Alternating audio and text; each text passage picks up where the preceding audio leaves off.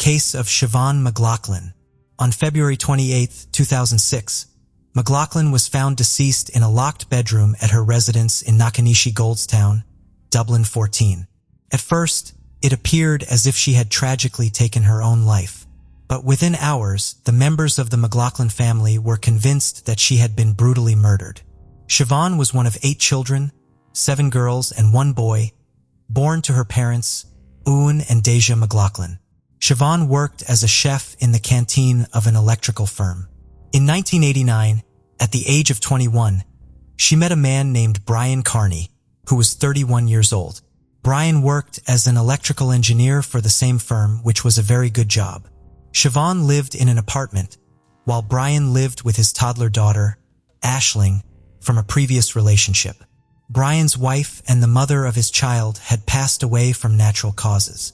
A few years before Siobhan and him met, Brian was raising his daughter alone.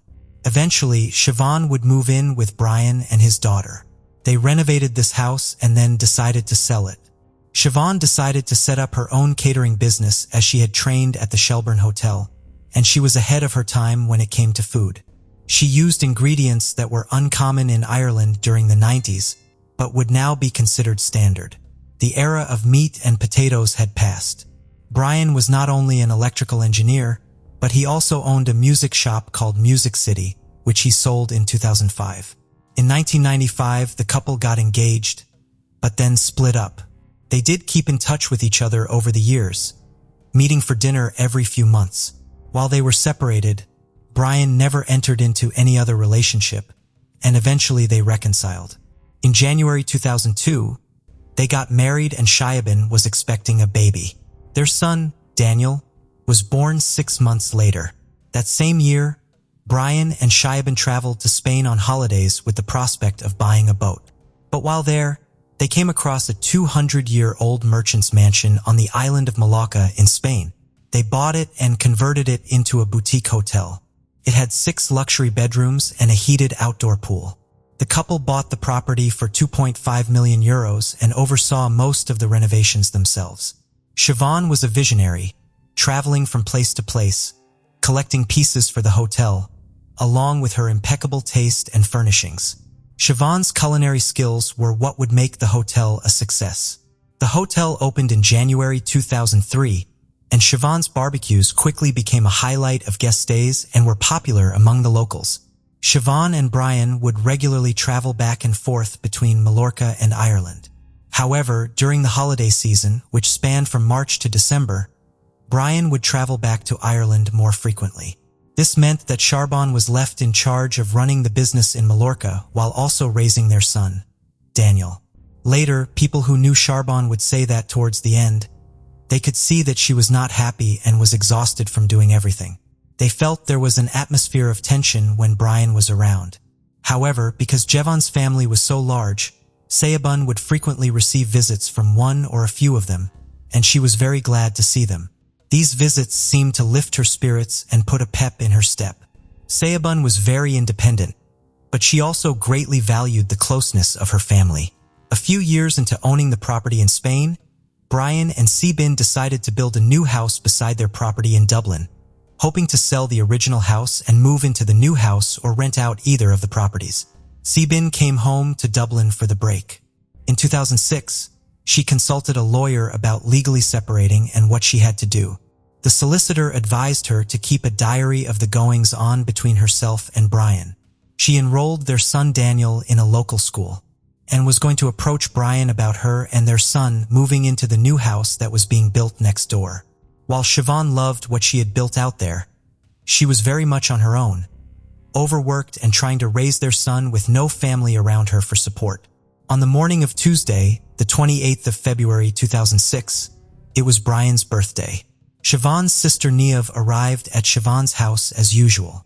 While she normally arrived at 9 a.m. to leave her car in the driveway and catch the bus into the city, this morning she did not arrive until 9:30 a.m. As she had her own key, she let herself into the house and found 3-year-old Daniel wandering around on his own downstairs. Niamh then went upstairs to Siobhan's bedroom door and found it was locked. There was no reply when she called her name. Neve then called her father and mother and informed them of the situation. When the father arrived, he broke down the door and found Siobhan lying in the bedroom near the ensuite door. Reached down and touched Siobhan on the head and then the leg and found she was cold. He knew then that his beloved daughter was dead. She was only 38 years old. The key to the bedroom was found on the floor just inches away from the main bedroom door, and it appeared to have been pushed under. Owen immediately contacted the Garter, Irish police. When they arrived and examined the scene, they felt it was staged. Photos had been placed around Siobhan, almost like a shrine. A cord was partially wrapped around Siobhan, and the cord had been broken. When the forensic team arrived and examined the scene, they found indentations at the top of the ensuite door, and the other part of the vacuum cord was wrapped around the door handle on the inside of the door, making it look like she had tried to hang herself. It later emerged in court that the cord would have snapped within 5 seconds due to Siobhan's weight, and she would have had to have been at least 6 inches off the ground. These two factors, combined with other evidence, indicated that it was impossible for Siobhan to have taken her own life. It was also determined that Siobhan had been dead for a few hours, as rigor mortis had already set in. The Garter imposed a 2-day media blackout on the case and advised the family not to speak to the press. After Siobhan's killing, it was said that the Garter took this step to try and avoid publicity of the case, and to prevent a repeat of what had happened in the Rachel O'Reilly case 18 months earlier, where no charges had yet been brought. The blackout was lifted when Brian's mother-in-law informed him of Siobhan's passing. The McLaughlin family gathered, united in grief, while Brian received little sympathy, his sister offering consolation. The family referred to Seaborn by her maiden name, evidently privy to information unknown to others. Brian was extensively questioned. Could he leave, only to be told he had to speak to the detectives first? He also questioned whether they would want the clothes he was wearing, which was strange. Brian was eventually allowed to leave after speaking with the detectives, and he did not hand over the clothes for testing, as he had asked for a specific item of clothing from the back bedroom to change into. The police officers did not want to give him these clothes, so they let him leave with the clothes he was wearing. He went to stay with his parents along with Daniel. Later that evening, Gwadi went to the house to retrieve the clothes he was wearing, and it was discovered that his mother had washed the clothes. Very convenient. On Thursday, March 2nd, 49-year-old Brown was brought in for questioning and detained for 12 hours. Reports indicate he was picked up from his parents' home. After initially agreeing to cooperate with the investigation, he refused to answer any of the questions asked. He was released that evening. Gwadi told the press that they were conducting further inquiries and a file would be prepared for the Director of Public Prosecutions.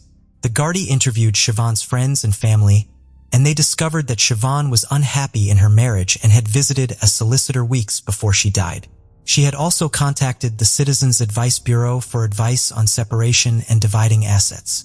The family also revealed that they were suspicious of Brian and that he was a controlling individual. They provided an example of Siobhan being made to take out the dishes from the dishwasher and being required to wash them by hand because it was too expensive to run the dishwasher. He controlled the money, and she had to get his approval for everything. Siobhan sold her apartment, and Brian moved them to Spain.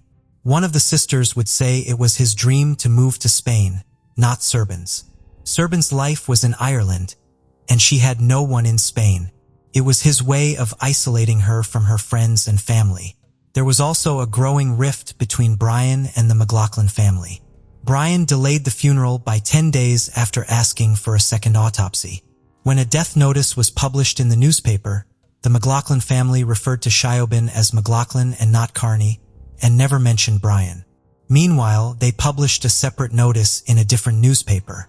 At the funeral on the 11th of March, a picture was placed beside the coffin of Siobhan and her son, but Brian was left out. Additionally, at the funeral, the Carney and McLaughlin families sat separately in the church. They did not look at each other or interact on the day. This is characteristic of Irish people. We do not hesitate to express our genuine feelings about someone. The week after the funeral, the Guard had traveled to Spain and conducted a search of the hotel that Siobhan and Brian owned. Furthermore, Brian's mobile data was recovered, and it placed him at the scene of the crime at the time they believed Siobhan died. Witnesses reported seeing Brian in the driveway at the time he claimed to be at his brother's on the morning of the murder. Brian's DNA was also found on a part of the vacuum cord. On June 22, 2006, Brian was arrested again and questioned at Dundrum Garda Station. He was questioned for 8 hours before being released without charge. The guard have felt they had enough evidence at this stage and sent a complete file with all the new evidence gathered over the months to the Director of Public Prosecutions, DPP. It was now a waiting game. Meanwhile, Brian went to Spain to oversee all the preparations for the hotel's new season opening. However, once word spread about the murder, cancellations started coming in and staff also quit, considering it too difficult to work without Siobhan, who was the backbone of the business success. The staff's loyalty was to Siobhan, not Brian, which reflects the kind of person Siobhan was. The Guardi again returned to the hotel in Spain, and under oath in front of a Spanish judge, the staff gave evidence about Siobhan's demeanor in the weeks before her death. On December 10, 2006, Siobhan's family held a vigil outside her house where she was killed. Her sister said, "We are utterly distraught without Siobhan. But we are equally determined and will not rest until her killer is brought to justice." Siobhan was the embodiment of fun, life, joy, a terrific mother and an adorable and hilarious sister and daughter, a true friend, and she will never be forgotten. 200 people turned up at the vigil. They held hands, sang hymns, and held up pictures of Siobhan. In January 2007, the newspapers once again spoke to Guardi sources, and they said they were confident that an arrest would be made soon. However, the amount of evidence was substantial and it would take time to go through it. On Tuesday, January 17, 2007, the inquest into Siobhan's death was postponed. The McLaughlin family appealed to the public for fresh information to convict the main suspect, Brian, as the Director of Public Prosecutions announced they needed even more evidence to go for a conviction of murder against Brian. Brian did not attend the short hearing. On May 30, 2007, Carney was arrested at his home next to his original home with his kids. He was charged with Siobhan's murder, brought to court, and remanded to prison. His response was not guilty, and no bail request was made. The McLaughlin family attended the hearing, but Carney avoided eye contact and chewed gum disrespectfully. Carney was freed on bail on June 6, 2007, after appealing to the High Court at Clover Hill Prison the previous day. His release came with conditions. He had to surrender his passport, pay on €100, and provide a €55,000 bond from an independent juror, which his brother Patrick supplied. He also had to sign in weekly at Dundrum Garda Station. In July, a date was set for the trial to begin 6 months later, with a 4-week time frame to hear all evidence and reach a verdict. So the trial was to start in early 2008. On February 11th, Carney appeared for trial before Justice Barry White and a jury of 12. He pleaded not guilty. However, one juror worked for a home security company that had installed and serviced the Carney residence system. While the defense was willing to continue with 11 jurors, the prosecution objected and the judge agreed. The jury was dismissed and a new one sworn in a week later.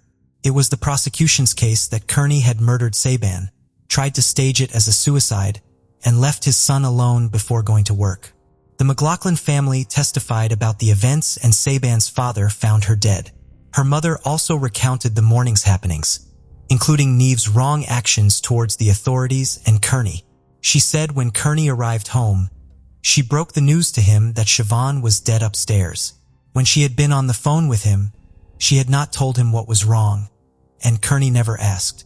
Deja also confirmed that in 1999, Siobhan had signed herself into the St. John of God's psychiatric unit after suffering from stress at work and what was described as a little breakdown. But after 5 days, she returned to work. Bridget, Siobhan's sister, stated that in 2005, Connie phoned her to say that Siobhan was suffering from her nerves again.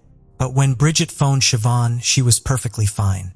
Ward, who worked for Colors Electrical with Carney, said Connie was in the habit of arriving to work between 8:30 a.m. and 9 a.m.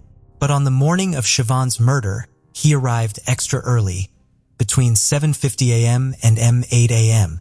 A solicitor confirmed that multiple letters regarding the separation had been sent to Carney, but he never responded to any of the correspondence. Carney's statement to the guards was then read aloud. Carney told the securities guards that on the morning of Siobhan's death, he had noticed her door was locked. The previous night, Siobhan and Daniel had returned home from a visit to her friend's house around 8:30 p.m., and Carney had put Daniel to bed and slept in the same room, while Siobhan slept in the master bedroom. Carney had said they woke up at 7 a.m. the next morning, had breakfast, and Carney put on a DVD for Daniel, went upstairs to brush his teeth, and then attempted to enter Siobhan's room, but it was locked. He called out that he was leaving, went downstairs, kissed Daniel goodbye, and left for work. The court adjourned when a juror fell ill, but returned the next day. Evidence showed Siobhan couldn't have hanged herself. The pathologist found marks on her neck and chin, 3 larynx fractures, blood, and chin abrasions. She said the neck marks didn't come from hanging, significant force was applied, and Siobhan was assaulted in bed, gripped by the neck, and a ligature used to hasten her death. The security guards reported no signs of forced entry, as the house's windows and doors were in good working condition. The alarm company confirmed that the system was activated at 10:50 p.m. the previous night and then immediately deactivated. And it was reactivated at 7:37 a.m. the next morning before being turned off again. A thorough search of the Carney residence uncovered a diary in the airing cupboard, and the writing inside was confirmed to be Sabin's by her sister. Sabin's solicitor had advised her to maintain a diary documenting the events of her marriage to Carney. Additionally, Sabin's passport was found wrapped in sheets and clothing in another area, and a €500 note was discovered in a drawer among wrapping paper. A financial forensic agent was next to take the stand.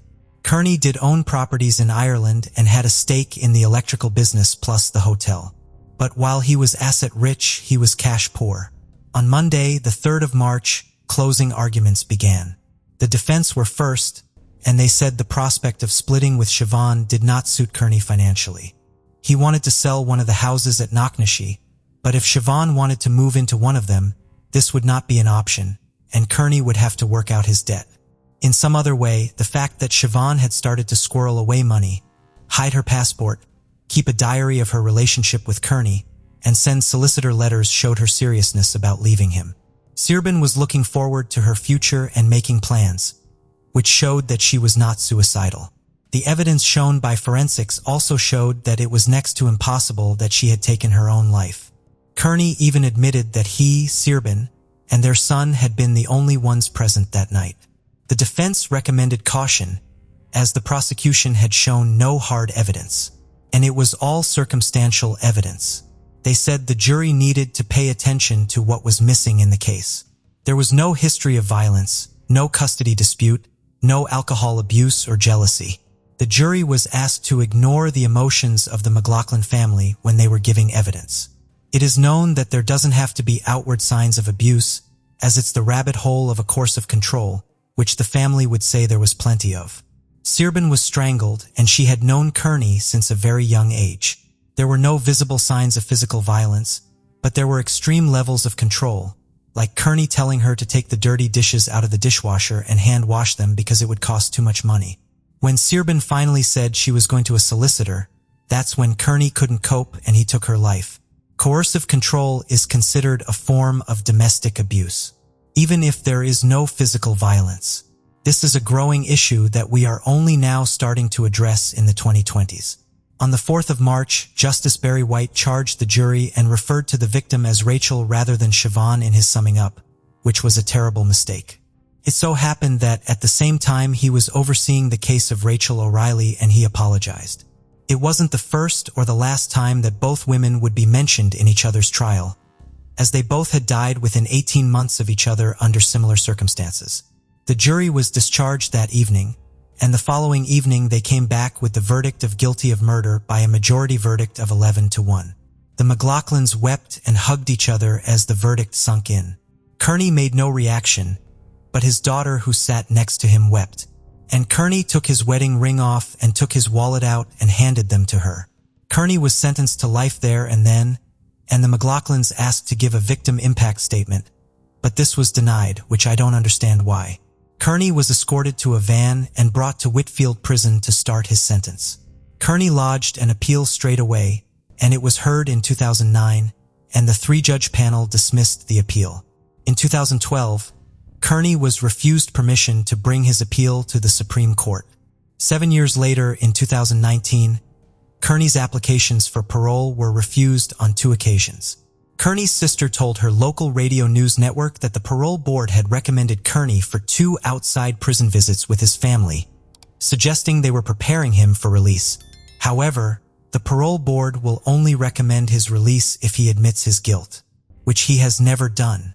As of 2022, although the Minister for Justice has the final say on any release, Carney remains incarcerated. In prison, Carney is a trained counselor to help other inmates with their mental health and works for the organization The Samaritans. He is also trained in first aid. While in prison, he decided to sell the hotel in Spain, but then took it off the market in 2010. The hotel was then run by his brother Patrick and his wife, and it is still open, although it may be under new ownership since then. Carney said he wanted to keep the hotel in order to facilitate his son's education. The McLaughlin family sought to adopt Daniel, but it's unclear whether they did or how he is doing, which is good, as he deserves some peace, as does his half-sister, Aisling. A family with 3 children lived in the house where Siobhan was murdered, but it was up for sale for €1.4 million back in 2008. It's presumed that it has been sold since then. Carney's daughter did live in the new house while he was still a free man, but there have been no updates on her either. If Carney decided to sell off all his assets and pay off his debts, he will have a significant amount of money when he gets out, and he may even become a millionaire. The family were considering suing him for Siobhan's share at least, if not all, but there are no public details on this. Siobhan's sister Aisling released a statement after Carney's conviction, saying that while their lives were utterly destroyed by Siobhan's death, Siobhan had now got justice. They are grateful to have known and had someone as special as Shani in their lives, which was their nickname for her. However, they miss her every hour of every day, and the unbearable longing to see her and protect her never leaves them, even though they know it's too late. Joy Hibbs was born on September 23, 1955, in the small town of Chieflint, Florida.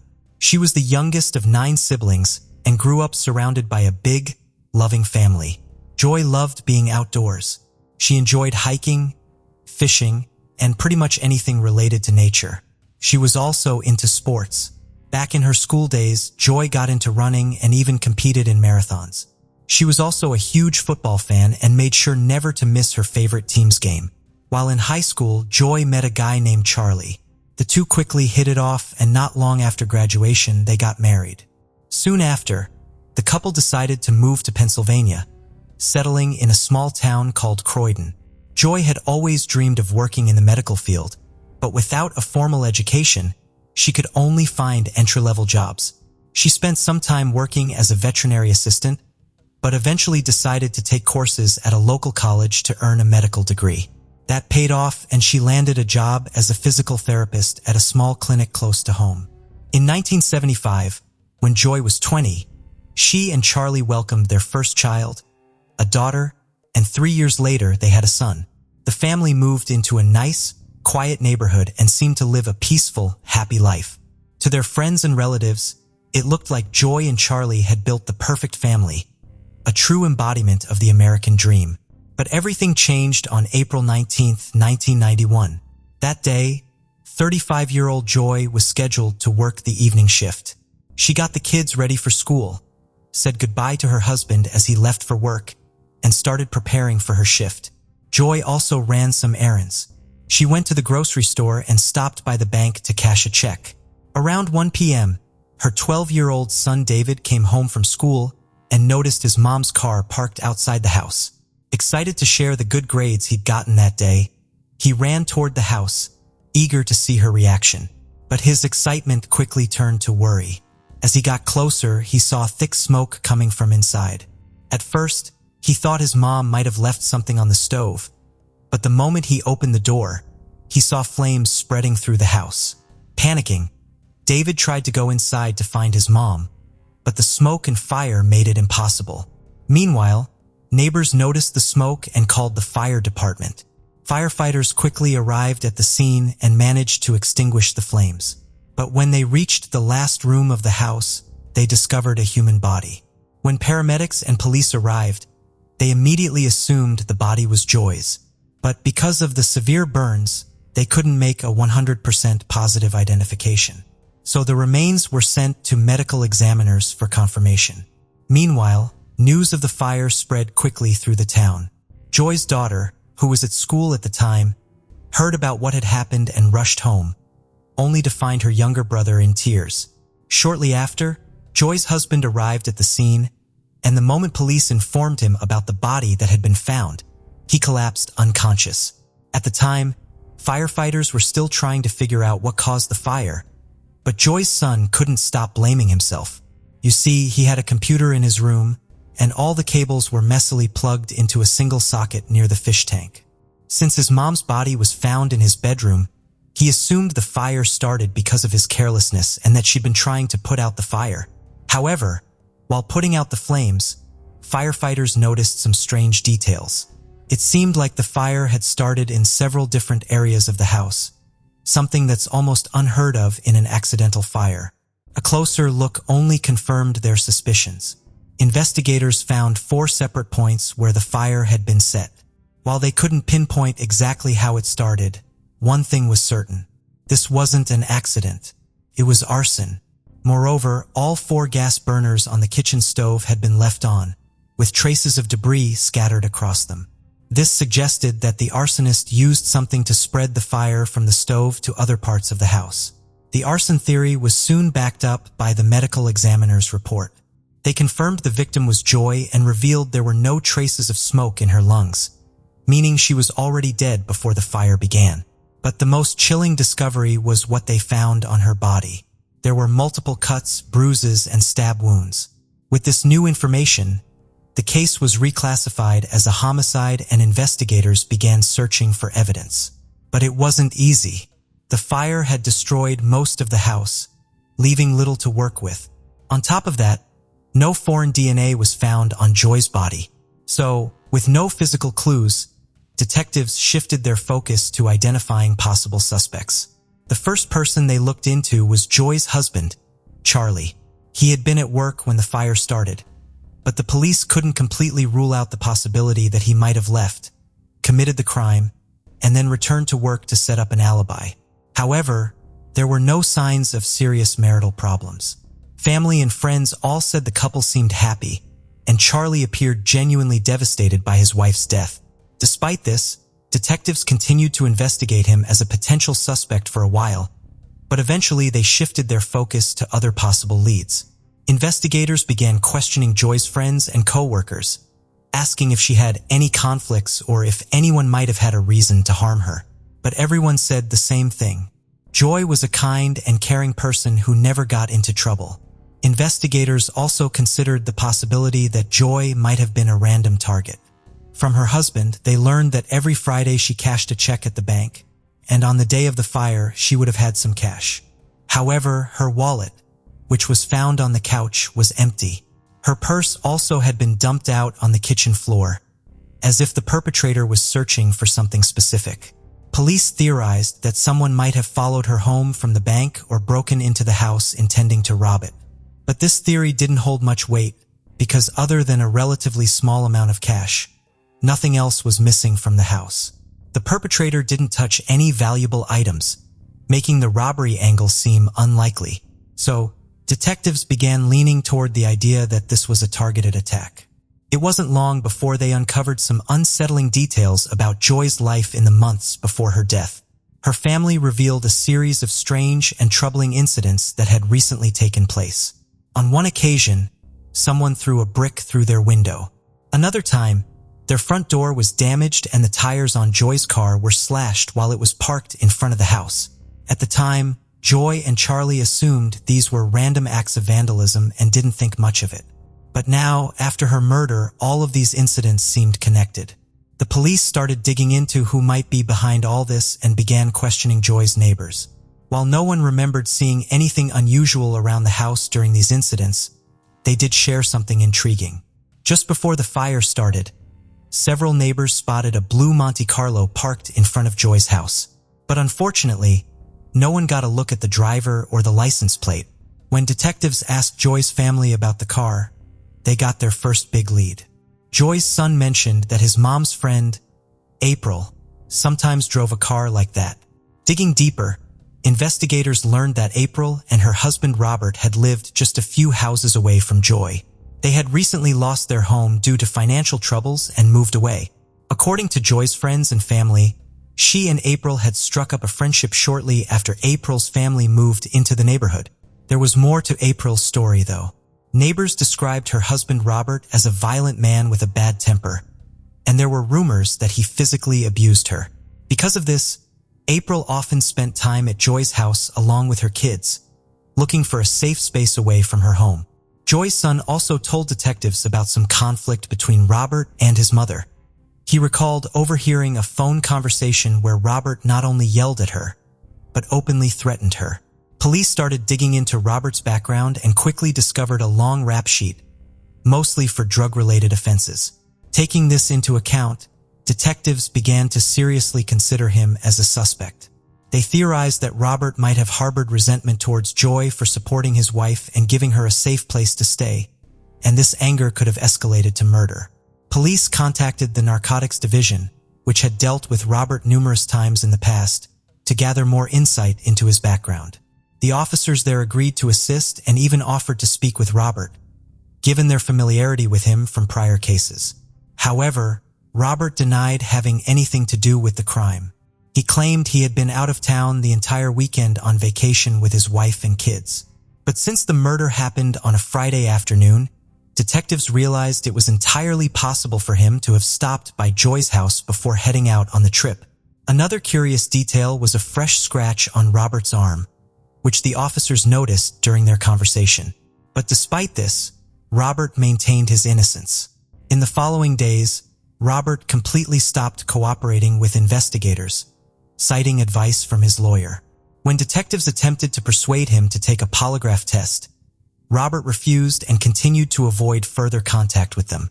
The police shifted their focus to finding evidence that could link Robert to the crime. Since they still hadn't found any solid leads inside the house, they returned to the neighbors who had spotted the blue car outside Joy's home and took them to Robert's residence, hoping they could identify his vehicle. But unfortunately, detectives faced another setback. Robert's Monte Carlo wasn't blue. It was black, and the neighbors said it didn't look like the car they had seen outside Joy's house. Detectives also verified Robert's alibi and established that he and his family had indeed checked into a hotel in another city on Friday, the day of the murder. Moreover, just before leaving home, Robert had been on the phone with one of his wife's friends, and this conversation took place around the same time Joy was killed. With this information, investigators began to reconsider Robert's status as the main suspect and shifted their focus back to pursuing other leads. Investigators then decided to take another look at the victim's husband, Charlie, and this time they uncovered something interesting. Speaking with Joy's co-workers, detectives learned that she had been receiving threatening phone calls. According to one co-worker, she suspected the caller might have been Joy's husband, but she never asked her about it. Despite this new information, Charlie had a solid alibi. Several co-workers confirmed he was at work on the day of the murder. However, investigators couldn't completely rule out the possibility that he might have left, committed the crime, and returned without anyone noticing. In the following months, investigators continued to question Charlie, bringing him in for several polygraph tests. But nothing in his behavior suggested he was involved in his wife's murder. Charlie had no criminal record and no history of aggressive behavior towards Joy throughout their marriage.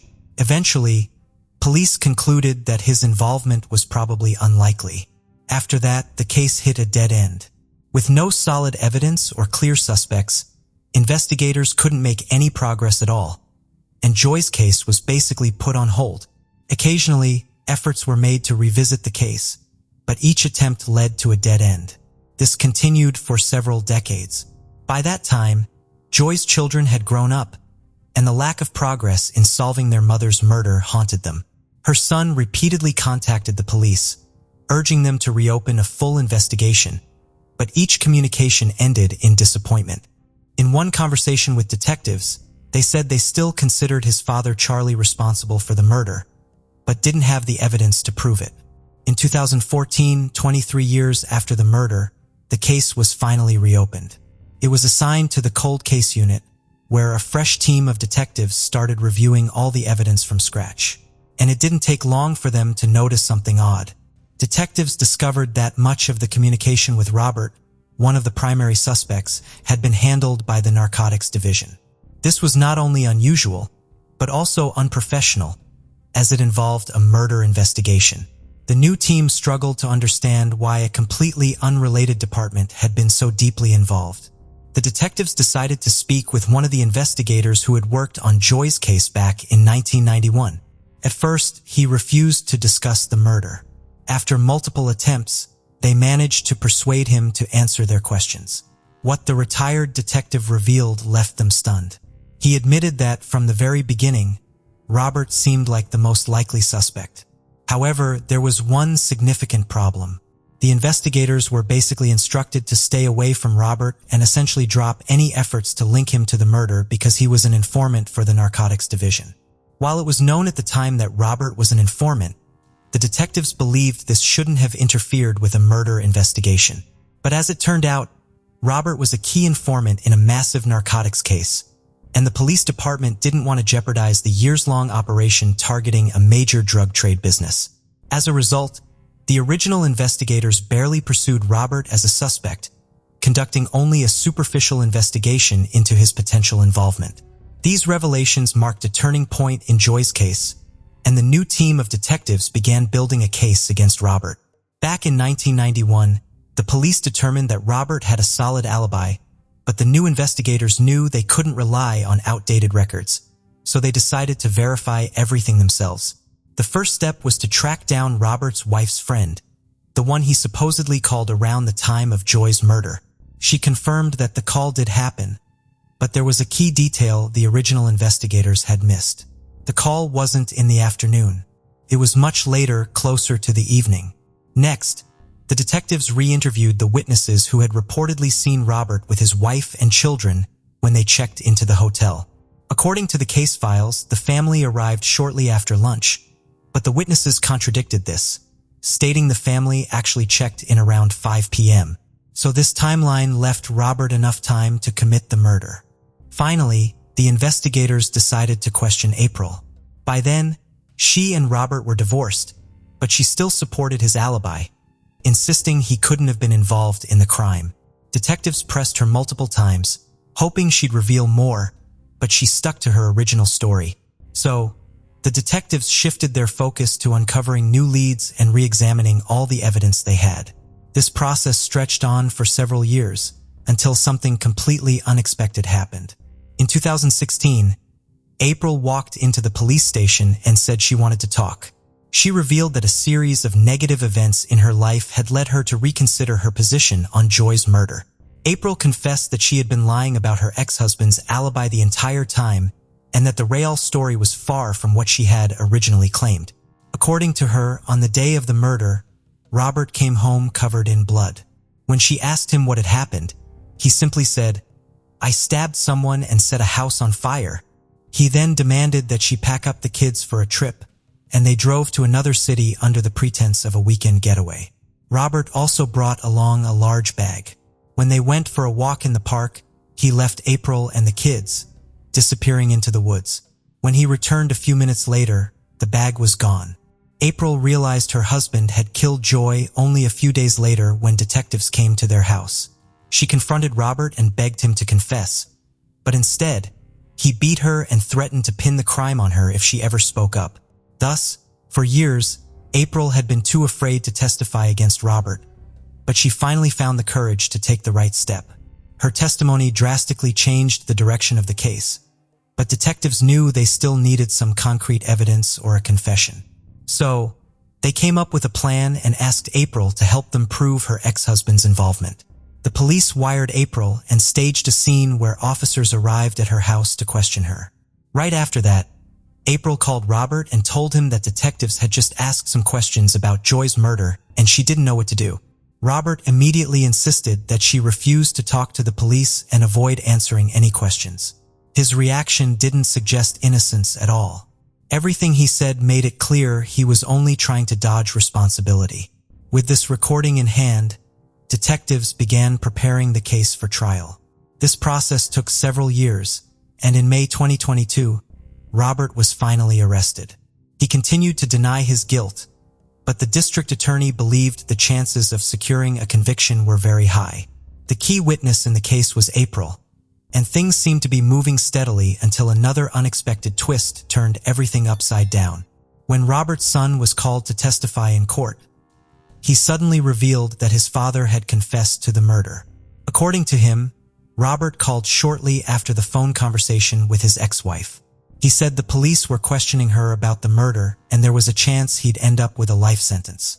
Robert told his son he wanted to prepare him for the possibility and then began sharing details of what had happened. While he didn't outright admit to killing Joy, he used phrases like, "I think I did it." This testimony further strengthened an already solid case. But the prosecution still faced one big question. What was Robert's motive? Based on the evidence, he had long been in conflict with Joy and showed a history of aggressive behavior and criminal tendencies. On top of that, it seemed he had taken the cash Joy had withdrawn from the bank just hours before her death. But there was another, much darker theory. When new details about the case emerged and it made headlines again, Robert's relatives from another state contacted the detectives. They hadn't been in touch with him for years, but they were shocked when they saw Joy's photo on the news. They revealed that when Robert was a teenager, he had sexually assaulted and beaten his aunt, who bore a striking resemblance to Joy. This led detectives to consider that Robert may have attacked Joy with the intention of assaulting her, although proving that was no longer possible. Despite this, the jury found Robert guilty of Joy's murder, and he was sentenced to life in prison. Although justice was finally served in the case, its details sparked justified outrage. Robert had lived freely for over 30 years after committing the murder, largely because the police prioritized protecting a narcotics investigation over pursuing justice for Joy. Essentially, her life was deemed less valuable than a drug trafficking case. Despite this, Joy's family thanked the new team of detectives for their hard work. Her son, who had spent years wondering if his father was involved, an idea planted in his mind by the original investigators, was finally able to learn the truth. Case of Matthew Winkler, Secrets of a Religious Family. Sometimes the most horrible and unpredictable crimes are committed in seemingly perfect families. Of course, even in the most prosperous unit of society can come crisis, which will be unnoticed by others, but literally poison the lives of all members of the family and eventually lead to tragedy. The Winklers in the town of Selmer were considered by many to be a model family. The young pastor, his wife, and their 3 daughters looked happy, had everything they needed for a comfortable life, were healthy and successful, but in a quiet pool, as they say. In this case, many questions remained unanswered because we heard only one version of what happened. And the story itself became the subject of the book, Sex and Murder, Secrets of a Pastor. March 22, 2006, the small town of Selmer, Tennessee, shook the terrible news. A 31-year-old pastor named Matthew Winkler was brutally murdered in his own home, and his wife Mary and their 3 daughters, 8-year-old Patricia, 6-year-old Maria Eliza, and 1-year-old Brianna, disappeared without a trace. That day, the preacher of the Church of Christ did not show up for the evening service where he was supposed to attend with his family. This circumstance seemed strange and suspicious, because Matthew was always very responsible and could not miss the planned event without informing anyone. None of the family members also answered the phone, which was even more disturbing. Alarmed community members decided to go to the Winklers' residence to find out what had happened and if they needed help. From the outside, the house looked normal. The windows and doors were intact, and nothing suspicious was visible. Inside, there were lights on in several rooms, and they could hear a television playing quite loudly in one of the rooms. It gave the impression that the owners of the house were busy doing their own thing. The front door was locked, but no one answered the knock. Phone calls also went unanswered, and through the curtain windows, it was impossible to see what was going on inside or if anyone was there. However, even though the whole situation was quite strange, no one was in a hurry to call the police. Instead, a call was made to an elder of the religious community who advised them to look for a spare key and open the door themselves. It took another hour and a half, and when members of the community were finally able to get inside the house, they found an eerie scene. Everything in the house was in its place. There was no sign of intruders, but the owners were nowhere to be seen either. Everything seemed normal until the visitors looked into the marital bedroom. There on the floor, in a pool of his own blood, lay the pastor's body. There was a huge hole in his back from a gunshot wound. Blood spattered everywhere, and bloody foam dried on his face. By then, the body had already cooled and stiffened. It was obvious that Matthew had been lying there for many hours and had probably been killed in the morning because he was dressed in his pajamas. It was only after this that a call was made to the police. By the time the police arrived, a whole crowd of neighbors, churchgoers, and casual passersby had gathered in and around the house, interested in what was going on. All of these people had left their fingerprints at the crime scene. They left their fingerprints and shoe prints, erased or trampled possible evidence, greatly complicating the work of investigators. The police took the body for forensic examination and found that the pastor was killed by a single shot in the back, fired from a large caliber weapon. He died a few minutes after the wound from massive blood loss, unable to call for help. It was simply impossible to establish definitively whether there were any strangers in the house at that time, because the people who had arrived before the police arrived had literally destroyed all traces of them. The picture of the crime was quite strange, and those who could shed any light on what happened disappeared. The fate of the wife and daughters of the murdered man remained unknown. The police assumed that the woman and children could have been kidnapped or also killed. By the way, the family minivan Winklers also disappeared from the garage. A massive search was launched and the state issued a yellow alert. This meant that children were missing and all citizens were asked to be vigilant and assist in the search. But let's break this whole story down from the beginning. Matthew Brian Winkler was born in 1974, November 21st in the picturesque country town of Henderson, Tennessee, and was the youngest of 3 sons of Dan and Diane Winkler. Our hero and his 2 older brothers, James and Daniel, grew up in a rather conservative Christian family. Their parents were very religious and brought up their sons in strictness and obedience. It is worth noting that Matthew became a minister of the church in the 5th generation.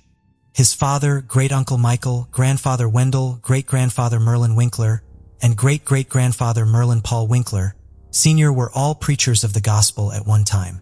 The father, to top it all off, ran the local preacher's school, and was a man respected and influential in his hometown. In their younger years, the Winkler brothers attended Sunday school and were active in church activities. In addition, Matthew in high school was seriously interested in soccer, and everyone who saw his game on the field noted that he had talent, and he could well become an outstanding athlete of world renown. However, later the young man decided to sacrifice a promising sports career in favor of Bible study and church ministry.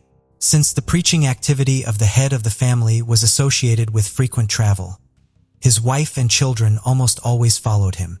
Because of this, Matthew changed several schools in his childhood. But the active, communicative, and friendly child quickly made friends and gained authority everywhere. When the boy finished school, his family lived in a small city called Austin, located in the state of Texas. Matthew was a creative person, had a powerful charisma, but here are some outstanding achievements in studies could not boast. After graduating from high school, he entered the college Freed-Hardeman and successfully completed it. In parallel, the young man began to try his hand as a pastor under the careful guidance of his father. Matthew was the youth minister of the Central Church of Christ in the city of McMinnville. He was later appointed to the preaching position at the 4th Street Church of Christ in Selmer, Tennessee. Mary Carol Winkler, maiden name Freeman, was born in December 1973 in Geist Township, Tennessee, and was the oldest of 2 daughters to her parents. She was also raised in a deeply religious family with strict rules. The head of the family for many years served as a pastor in the Christian church where the girl attended Sunday school. A few years later, A second daughter was born to the family and named Patricia. Unfortunately, the girl was born prematurely and had a number of serious health problems, including cerebral palsy, encephalitis, epilepsy, and mental retardation. For many years, the parents did not want to put up with the disappointing diagnoses of the child and desperately tried to treat her, agreeing even to experimental therapy. However, it did not bring any particular improvement. Mary tenderly loved her little sister, always treated her with awe and cared for her as best she could. But in 1987, when 10-year-old Patricia was bathing in the bathtub, her older sister was only a minute away to take something from the bathing accessories. And at that very moment, the girl had another epileptic seizure. When Mary returned to the room, her sister was no longer breathing, and all attempts to resuscitate her had come to nothing. For a 13-year-old girl, it was a huge shock and the first loss in her life. She blamed herself for the tragedy and was on the verge of a nervous breakdown. Teachers who saw the deplorable state of Mary sent her to the school psychologist, working with whom she helped. But her father, learning about what was happening, made a scandal and forbade his daughter to go to these sessions, saying that such problems are discussed only within the family. In fact, the girl never received real moral support from her parents. Mary grew up modest and quite shy. She tried to avoid any conflicts, and after the tragic death of her little sister, she became withdrawn. Since her father did not allow her to seek help from a specialist, the trauma over the years has resulted in serious psychological problems. After the death of Patricia, the parents decided to adopt a little girl named Charlotte, who was from a dysfunctional large family. Soon the couple was also allowed to take custody of Charlotte's 2 brothers and sister, so the family was reunited in their new home.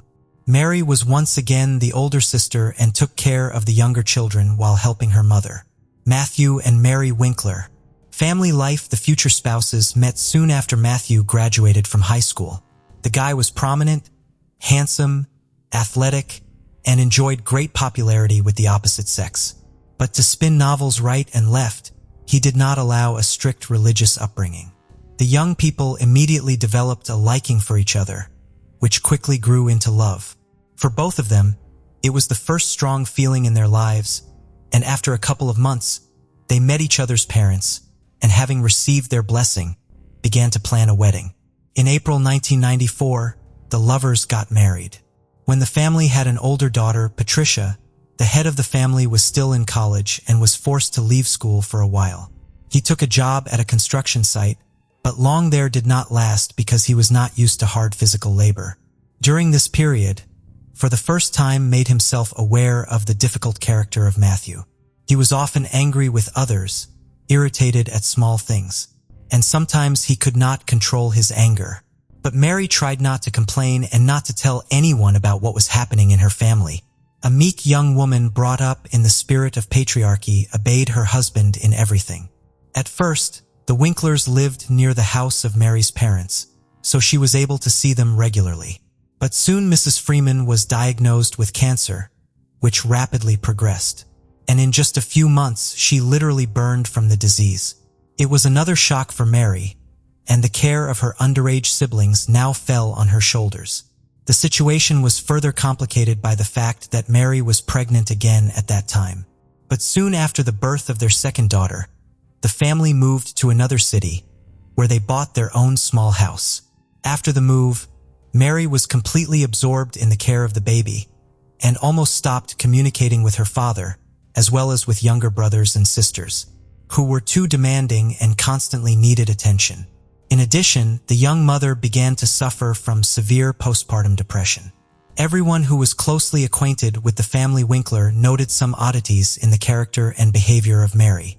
The young woman was characterized as an introvert and even sociophobic. She did not communicate with anyone. It was difficult for her to make new acquaintances, much less friendships. She suffered from mood swings, was prone to melancholy, and any little thing could bring her to tears.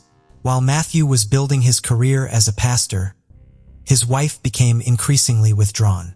The situation became even more complicated when Mary once again became pregnant, and a few months later, she learned that the fetus had died in her womb. Such news strongly shook Mary, who was looking forward to the appearance of this child and very much dreamed of a large, friendly family. Again, to see the long-awaited 2 stripes on the pregnancy test she could only 2 years later, and her happiness was unbounded. This time, hid her pregnancy for a long time as if afraid of something. She did so until her situation became obvious. Once again, everyone began to talk about Mary's strange behavior and pathological reticence. The strange behavior of Mrs. Winkler was associated not only with a severe psychological trauma she suffered in childhood, but also with a very unhealthy environment within her own family, which only undermined her already unstable nervous system. The head of the family was a man of authority and demanded unconditional obedience. Despite the fact that in public the Winklers looked like an ideal married couple, where there was trust, mutual respect, and harmony, in reality, their neighbors have repeatedly heard how the husband shouted and snapped at his wife for no apparent reason. No one could even imagine that a respected pastor could raise a hand on his wife until one day Mary had a huge black eye. Despite the fact that she denied the fact of domestic violence and said that it was an accident, the city quickly spread rumors about the cruelty of a young preacher who beats the mother of his children. In addition, Matthew at some point developed an irresistible urge to experiment in bed. He offered his wife to diversify their intimate life with role-playing games, adult toys, and so on. But for Mary, brought up in strictness with conservative views, such was unacceptable. She strongly restricted her husband in this, which infuriated him, and he repeatedly tried to get what he wanted by force. One day, after another abuse in bed, Mary called her only close friend in tears and complained to her about the situation. The friend, who promised to keep her secret, immediately blobbed about everything, which provoked a new wave of rumors and gossip about the unacceptable behavior of the clergyman. At that time, Matthew was up for promotion and aspired to be a local church leader, but he was rejected because of rapidly spreading unpleasant rumors about him. Moreover, he was also removed from his position in the Sunday school, where he had brought God's word to the children and was in good standing. This was requested by the parents, who had also heard about the pastor's peculiar predilections. All this forced the family to leave their residence and move to another city where they planned to start over. They settled in Selmer, where they quickly gained the love and respect of those around them. Matthew took a job as a church pastor again, and his wife found a part-time job to make a small contribution to the family income. And although the family was still not smooth, their neighbors, as well as the congregation of the church where Matthew preached, considered Mary and Matthew an ideal couple and their family, a model. Next door to the Winkler family lived a young married couple with whom the couple quickly became friends. They often visited each other, celebrated holidays together, shared news and secrets. A few months before the tragedy, during a joint dinner at the pastor's house, bragged to the neighbors that her husband had bought her a gun for self-defense and had already taken her to the shooting range several times to learn how to handle it confidently. Mary turned out to be quite a capable student, quickly mastered all the subtleties and accurately shot at targets. Moreover, it turned out that the Winklers already had firearms in the house, which had been purchased by the pastor earlier, also for self-defense. The guests wondered why the pastor and his wife needed all this, because they live in a quiet town where they have no enemies, and everyone around them loves and respects their family. After another move of the couple, their financial situation left much to be desired. Mary was in search of various part-time jobs, and she also decided to get a medical degree to get a job in a clinic and help sick children. Soon, Mary decided to improve the financial condition of their family through financial fraud. She herself later claimed that she did not realize that she was doing something illegal and was going to pay back all the money as soon as she got back on her feet. What Mary was doing is commonly referred to as artificially inflating account balances. Mrs. Winkler also received checks from unspecified sources and then deposited them into a bank account she and her husband owned. She then changed the address of the account so that all communications would be routed there. The total amount of checks she received was almost $17,000, which aroused certain suspicions of the bank employees who decided to invite the couple to the office branch to clarify the circumstances and resolve the situation. But the pastor and his wife never showed up at the bank, and this aroused even more suspicion. It was assumed that Matthew was not aware of what his wife was doing at all. However, after Matthew's death, his wife tried to prove in court that the whole story of fraud was his idea, and that it was he who forced her to make dubious transactions, while he himself remained in the shadows without arousing suspicion. Where has Mary disappeared to? When Mr. Winkler was found murdered in his own home, his wife and daughters were put on the wanted list, fearing that they too might be in mortal danger. Initially, the meek, shy, and homely Mary was initially viewed solely as a possible victim of the crime. However, after talking to neighbors and receiving information from the bank about financial fraud, she became the main suspect in the murder of her own husband. It was necessary to find out as soon as possible where Mary had disappeared to, where the children were, and if they were all right. They, as well as their family car, were put on the wanted list. Attempts were also made to trace transactions made from Mary's bank card and to locate her location through her cell phone signal.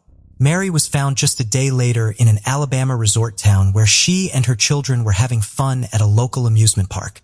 It was as if the mother wanted to give her children one last party, realizing that she would soon be going to prison and would see her girls very soon. When the family was taken to the police station to testify, the two older daughters confidently told the same story. According to them, intruders broke into the house and injured their dad, and their mom picked up a gun to protect them. They were then forced to run for their lives. According to the girls, their father was alive and in the hospital, and they were soon to go and see him and return home. What exactly happened in the house, as it turned out, Patricia and Maria Eliza did not see, and learned about the events from the words of their mother. They only heard a gunshot and glimpsed their father lying on the floor, and then their mother put them in the car and they drove away. Mary almost immediately began to confess, but she claimed that she could not reconstruct the entire chain of events of that day, referring to the temporary blur. According to her, her spouse had abused her for years, humiliating her and inducing her to forms of intimacy that were unacceptable to her. Mary insisted that it was he who had initiated the financial scam she had perpetrated. Matthew demanded total obedience, easily lost his temper, and once gave the will of his fists. This was confirmed by Matthew's secretary at his previous place of employment.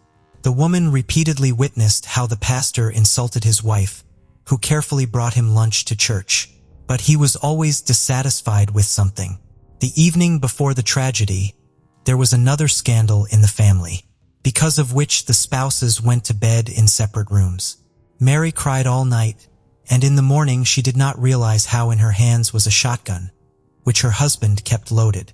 She entered Matthew's room and shot him in the back while he was still lying in bed. Matthew collapsed to the floor, bloody foam oozing from his mouth and nose. According to Mary, her husband, while still alive, whispered, "Why?" To which she replied, "I'm sorry, I'm so sorry."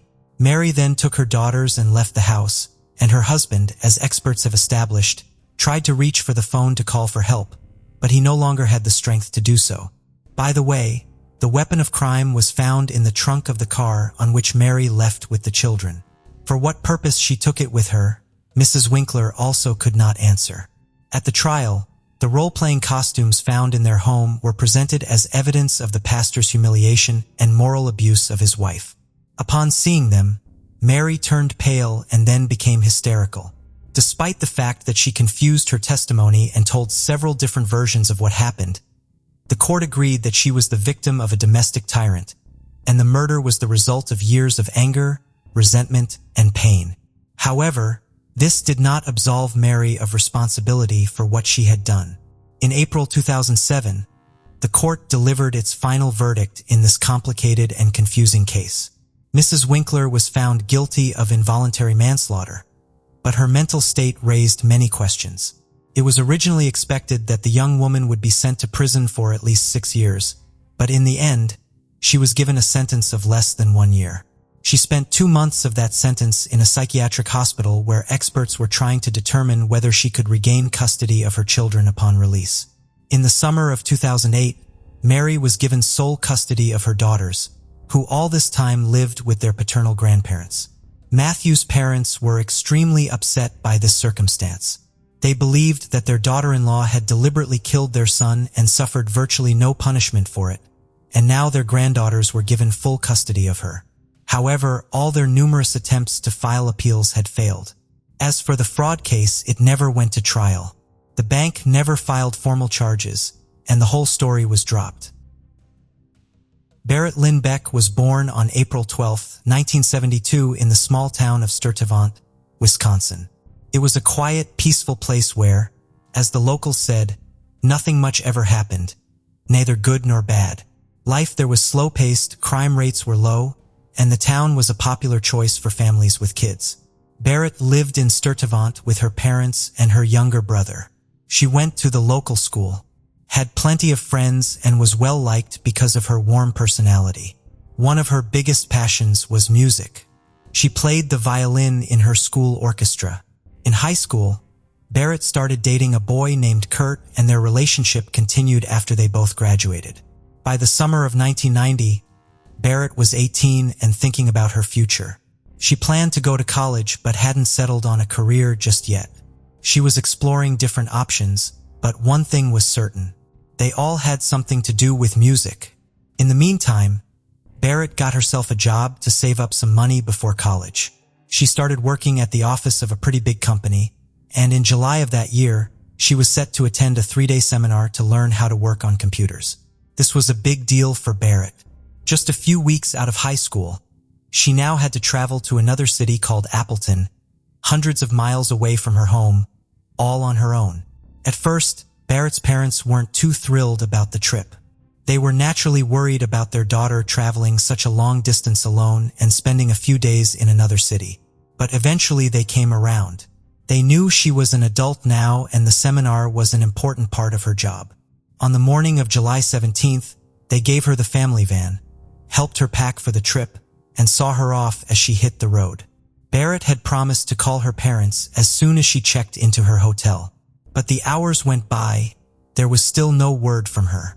Her parents, already nervous about the trip, grew even more worried, especially since the drive to the city should have only taken a couple of hours.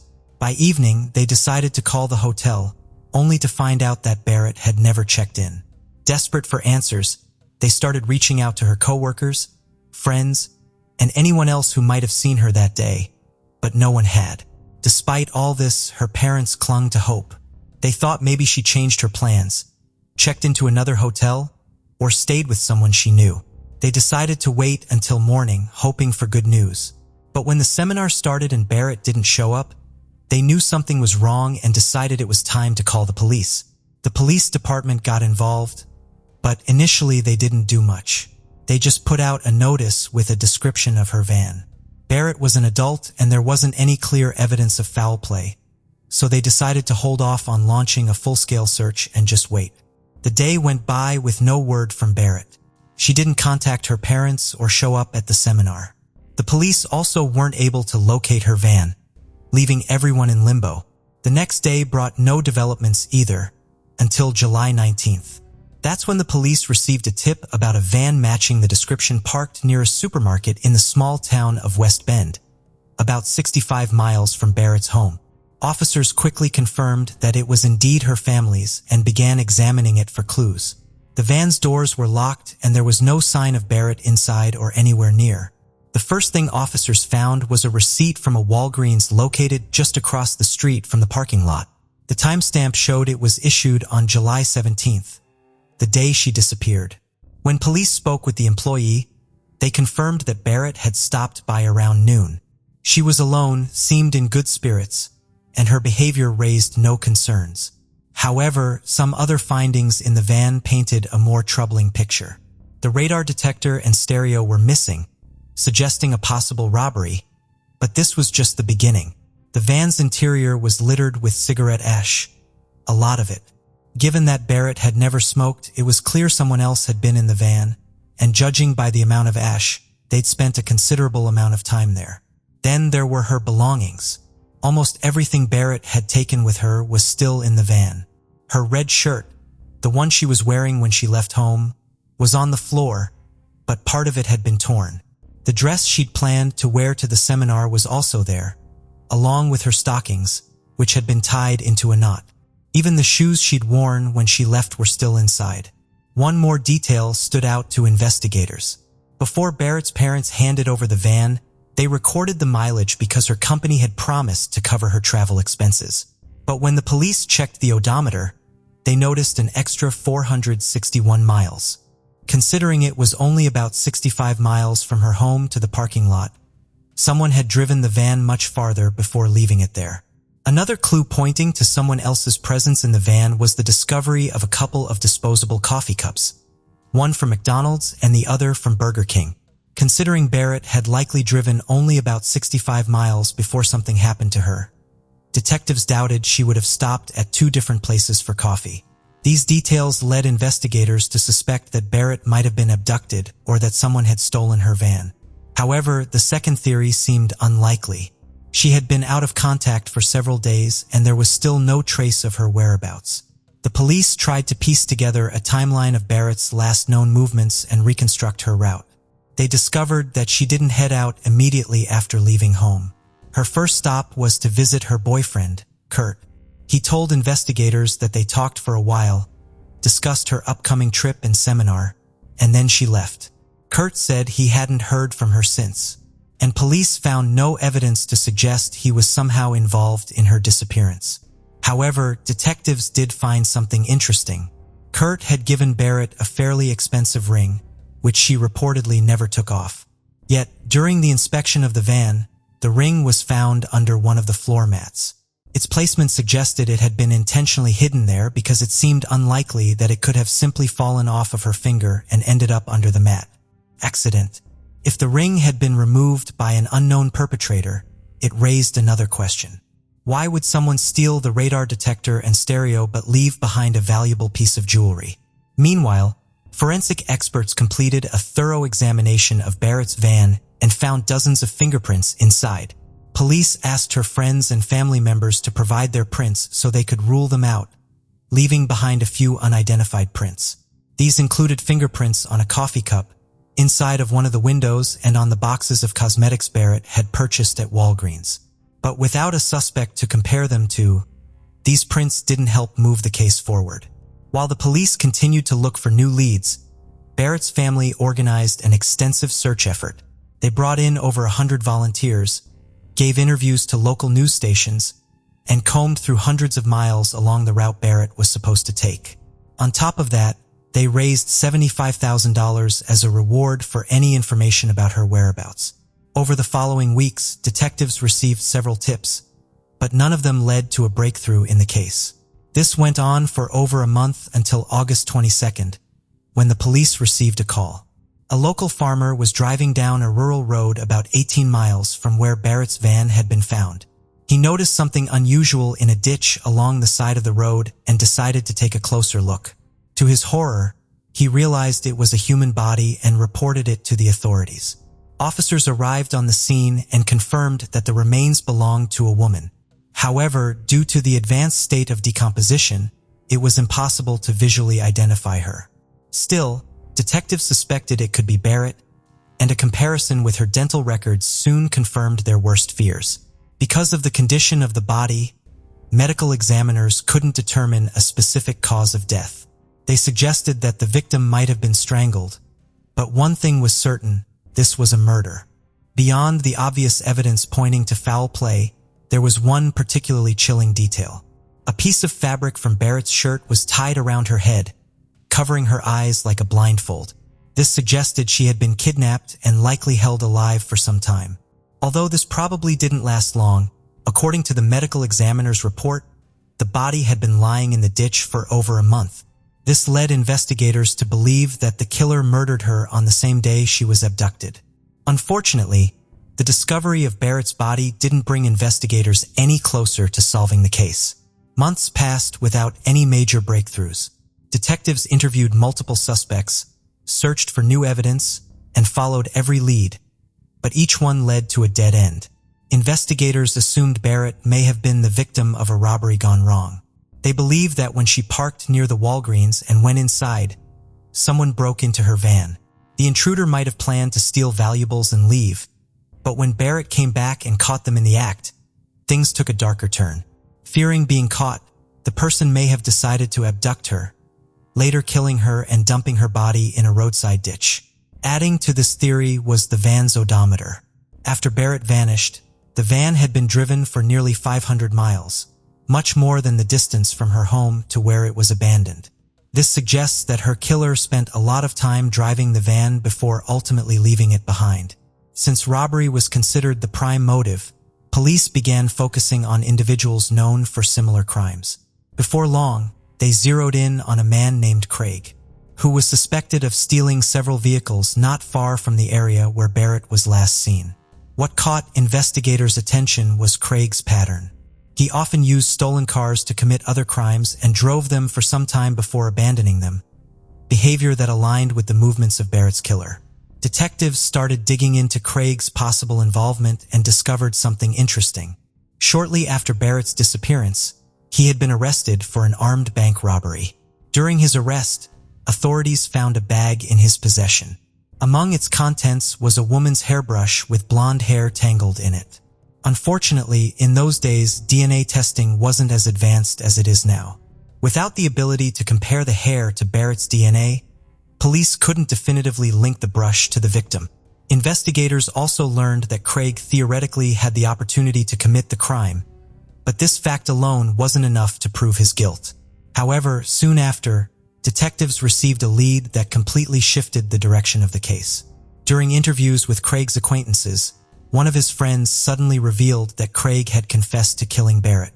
Not only that, but he allegedly showed him her body inside the van before disposing of it. The revelation made detectives take Craig even more seriously as their prime suspect. But there was one major issue. His fingerprints didn't match any of those found in Barrett's van. Craig also denied any involvement, leaving investigators scrambling for a way to prove his connection to the crime. Over the following months, they searched for new evidence, but nothing concrete came to light.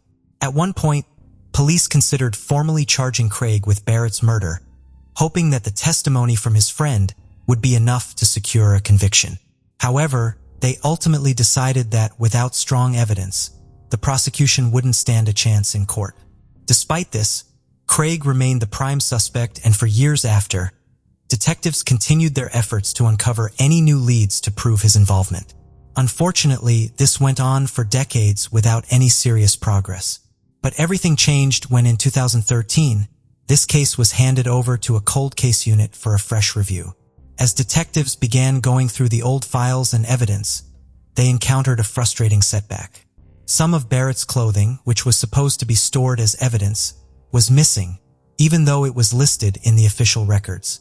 The team couldn't track it down, and it appeared that someone, likely an officer, had mistakenly discarded those items. Despite this, investigators sent the remaining evidence to the lab for analysis and requested a new comparison of the fingerprints on file. To their shock, they discovered that in the 23 years since the murder, the fingerprints had never been digitized and were still only stored on paper. Shortly after the prints were uploaded into the database, the lead detective received a call from the lab. The analysts had found a match. 5 of the fingerprints from the van belonged to a man named Dennis Brantner. This name had never come up in the case files before. Police quickly learned he had an extensive criminal record, which is how his fingerprints ended up in the database. In his younger years, Dennis served time for stealing cards and was later arrested for breaking into someone's home. In another disturbing incident, he snuck into a hotel room where a woman was staying, stole her underwear, and left some notes with inappropriate content behind. But one particular episode caught the detective's attention because of its eerie parallels to Barrett's case. Dennis once broke into his ex-wife's car while she was at work and waited for her return. When she got in, he pulled a knife and tried to kidnap her. Fortunately, she managed to escape and reported him to the police. As investigators dug deeper, they discovered that at the time of Barrett's murder, Dennis was working as a long-haul truck driver in the same area. His job regularly took him through countless towns and cities, giving him plenty of opportunities to commit such a crime. Still, police wanted to be cautious before jumping to conclusions. First, they confirmed that Dennis didn't know Barrett or anyone in her family, which might have explained the presence of his fingerprints in their van. But there was one key detail they couldn't ignore. One of Dennis's fingerprints was found on a box of cosmetics Barrett had purchased just minutes before she vanished. This meant he had been in the van at that exact time, significantly increasing suspicions against him. the investigators decided to confront Dennis and visit his home. Dennis began denying any involvement in Barrett's murder and insisted he had never met her. However, when the detectives mentioned that his fingerprints had been found in her van, his demeanor changed drastically. Dennis became visibly nervous, occasionally breaking into tears as he answered their questions. But despite this, he continued to maintain his innocence, prompting the detectives to dig deeper for more evidence. When they interviewed people who knew Dennis, they uncovered several intriguing details. His ex-wife mentioned that Dennis always preferred Burger King, which he frequented regularly. In contrast, Barrett preferred McDonald's, and as we remember, investigators had found coffee cups from both fast food chains in Barrett's van, and Dennis' fingerprint was on the Burger King cup. Next, the detectives spoke to Dennis' former co-workers, which led to an even more startling discovery. After Barrett's murder, Dennis had briefly worked at a factory. 3 of his colleagues recalled that he kept a photo of a young blonde woman in his toolbox during that time. Unfortunately, after so many years, it was impossible to determine whether the woman in the photo was Barrett, but the co-workers noted a strong resemblance. Another former co-worker shared a chilling story.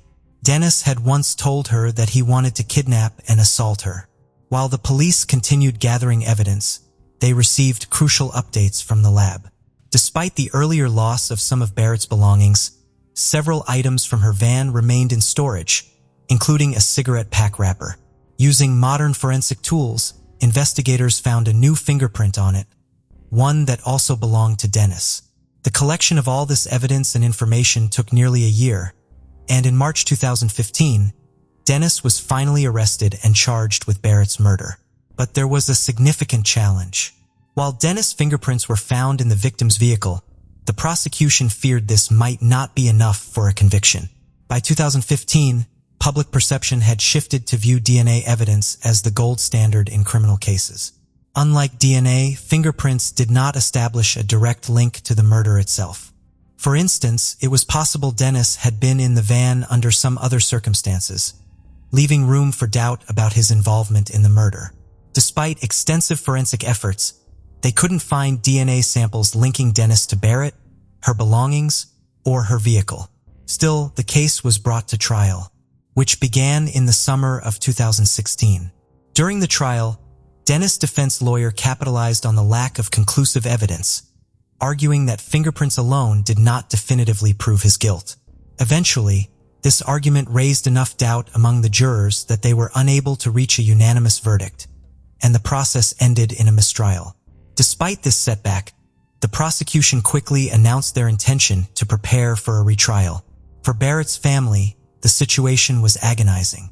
For 26 years, they had no idea what had happened to her, and now they had to watch as the man police firmly believed was responsible for her murder escape punishment.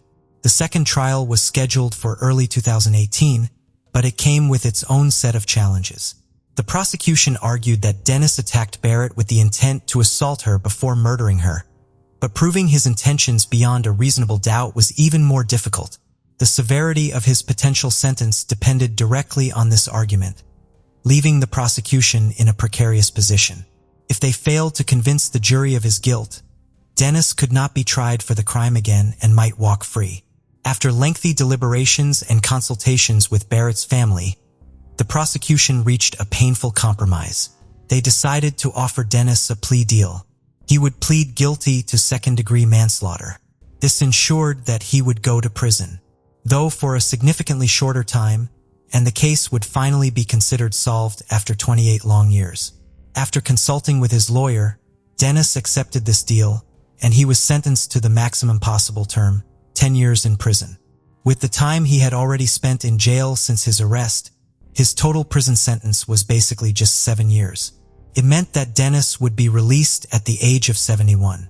Barrett's parents understandably were upset by the lenient sentence, but they understood that without accepting the deal, there was very strong possibility that Dennis would escape punishment entirely. For this reason, they reluctantly supported the plea agreement, fearing they might lose the only chance to achieve at least some justice.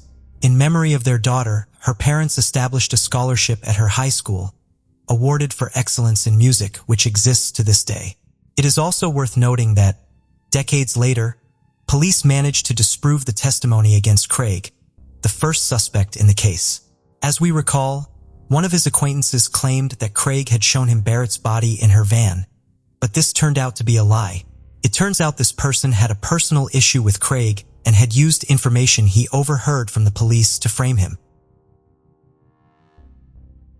In the early hours of July 7, 1985, 54-year-old Jane Hilton was found beaten and stabbed to death. She was discovered in a bedroom at her employer's house, a house she moved into only the previous day, seeking refuge from a troubled marriage. Jane was discovered by two fellow housemates and her own daughter, Autumn. The murder made no sense, and the case dragged for 14 years, until two new detectives reopened the cold case in 1999. A misquote in an article led investigators to point the finger at Ricky Davis. Davis was eventually tried for the crime and convicted, all the while proclaiming his innocence. Determined not to give up, he sought help from the same justice system that put him behind bars. 15 years later, Davis was exonerated and the real killer found thanks to genetic genealogy testing and the determination of a group called the Innocence Project who were determined to find the truth. Jane was a familiar face around El Dorado Hills, California. She was a columnist for Foothill Times. She often covered social events in and around town for the paper. Jane had 6 children whom she loved and often wrote poetry to help inspire them daily. She'd been working toward getting her real estate license and was married to Archie Hilton in 1984. However, by July 1985, their marriage started to fall apart. It was then she asked her employer, Wilma Klein, for assistance. Klein owned a fairly large home in El Dorado Hills. With her lived her daughter, Maureen Klein, and her boyfriend, Wilma's grandson, Ricky Davis, and his girlfriend, Connie Dahl, also occupied a room at the house.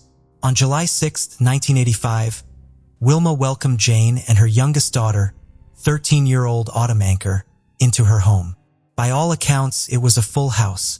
The first night of her new life would prove to be the night her life ended. At 3:30 a.m., Ricky Davis, then 20, and his girlfriend, 19-year-old Connie Dahl, returned from a party to find Autumn lingering about outside.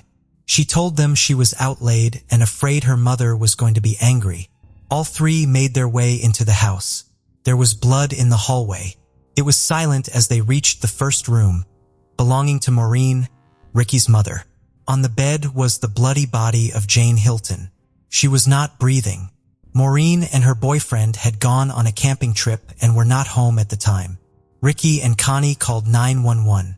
Paramedics and police arrived, but Jane was pronounced dead at the scene. She had suffered 29 stab wounds, was beaten and bitten on her shoulder. It was a senseless murder, and investigators began to interview those closest to Jane. Archie Hilton, Jane's estranged husband, was interviewed and provided detectives with a solid alibi and DNA. Archie had been the logical choice, as he and Jane had been going through a rough patch. He, however, said that the marriage was not over and that there was no trouble between them. He was cleared and all leaves went cold. Ricky Davis and Connie Dahl both told investigators they arrived home in the early morning hours and found Autumn waiting outside. When they entered the house, they found the hallway carpet bloody. The blood trail led them to the master bedroom where they found Jane lying dead on the bloodied mattress. They speculated that an intruder may have been responsible for the murder. For 14 years, the case remained unsolved. The cold case reopened in 1999. El Dorado County Sheriff's detectives Richard Strasser and Rick Fitzgerald retest with the investigation. After poring over paperwork, they zoomed in on a news article. Honey Dahl, former girlfriend of Ricky Davis and housemaid at Jane Hilton, had given an interview to a reporter. She was quoted saying Hilton's body was lying in bed like someone placed her there in the position she would normally sleep in. This statement seemed to contradict a muffled audio recording of a statement that Davis had previously made. Detective Fitzgerald falsely thought he heard and say the body was found on the floor. Dahl was, at the time, serving a jail sentence in Oregon on unrelated charges. Detectives brought her in for an interview and began a 3-hour-long interrogation. Initially, Dahl stuck to her original story. Over the next 18 months, though, she would be interrogated 4 times. Detectives were found to have used techniques known to increase the chances of a false confession. Dahl was systematically forced into incriminating Davis and Jane's daughter Autumn in the murder. Dahl was threatened with a charge of murder. If she cooperated, though, she'd be given a lenient sentence of manslaughter and serve only a year. Detective Strasser and Fitzgerald told Dahl that DNA evidence was going to be used to trace the suspect. In truth, no DNA evidence was brought into the case during that period. In truth, testing had not been done on the DNA recovered from the scene. By showing a crime scene photos and using facts from the crime, such as the bike mark on Jane's shoulder, investigators sped Dahl the information they wanted to hear. Over the course of the 4 interviews, Dahl was starting to break. She began remembering facts from the crowd. This in turn allowed her to fabricate and create an entirely different account of events from the night of the murder.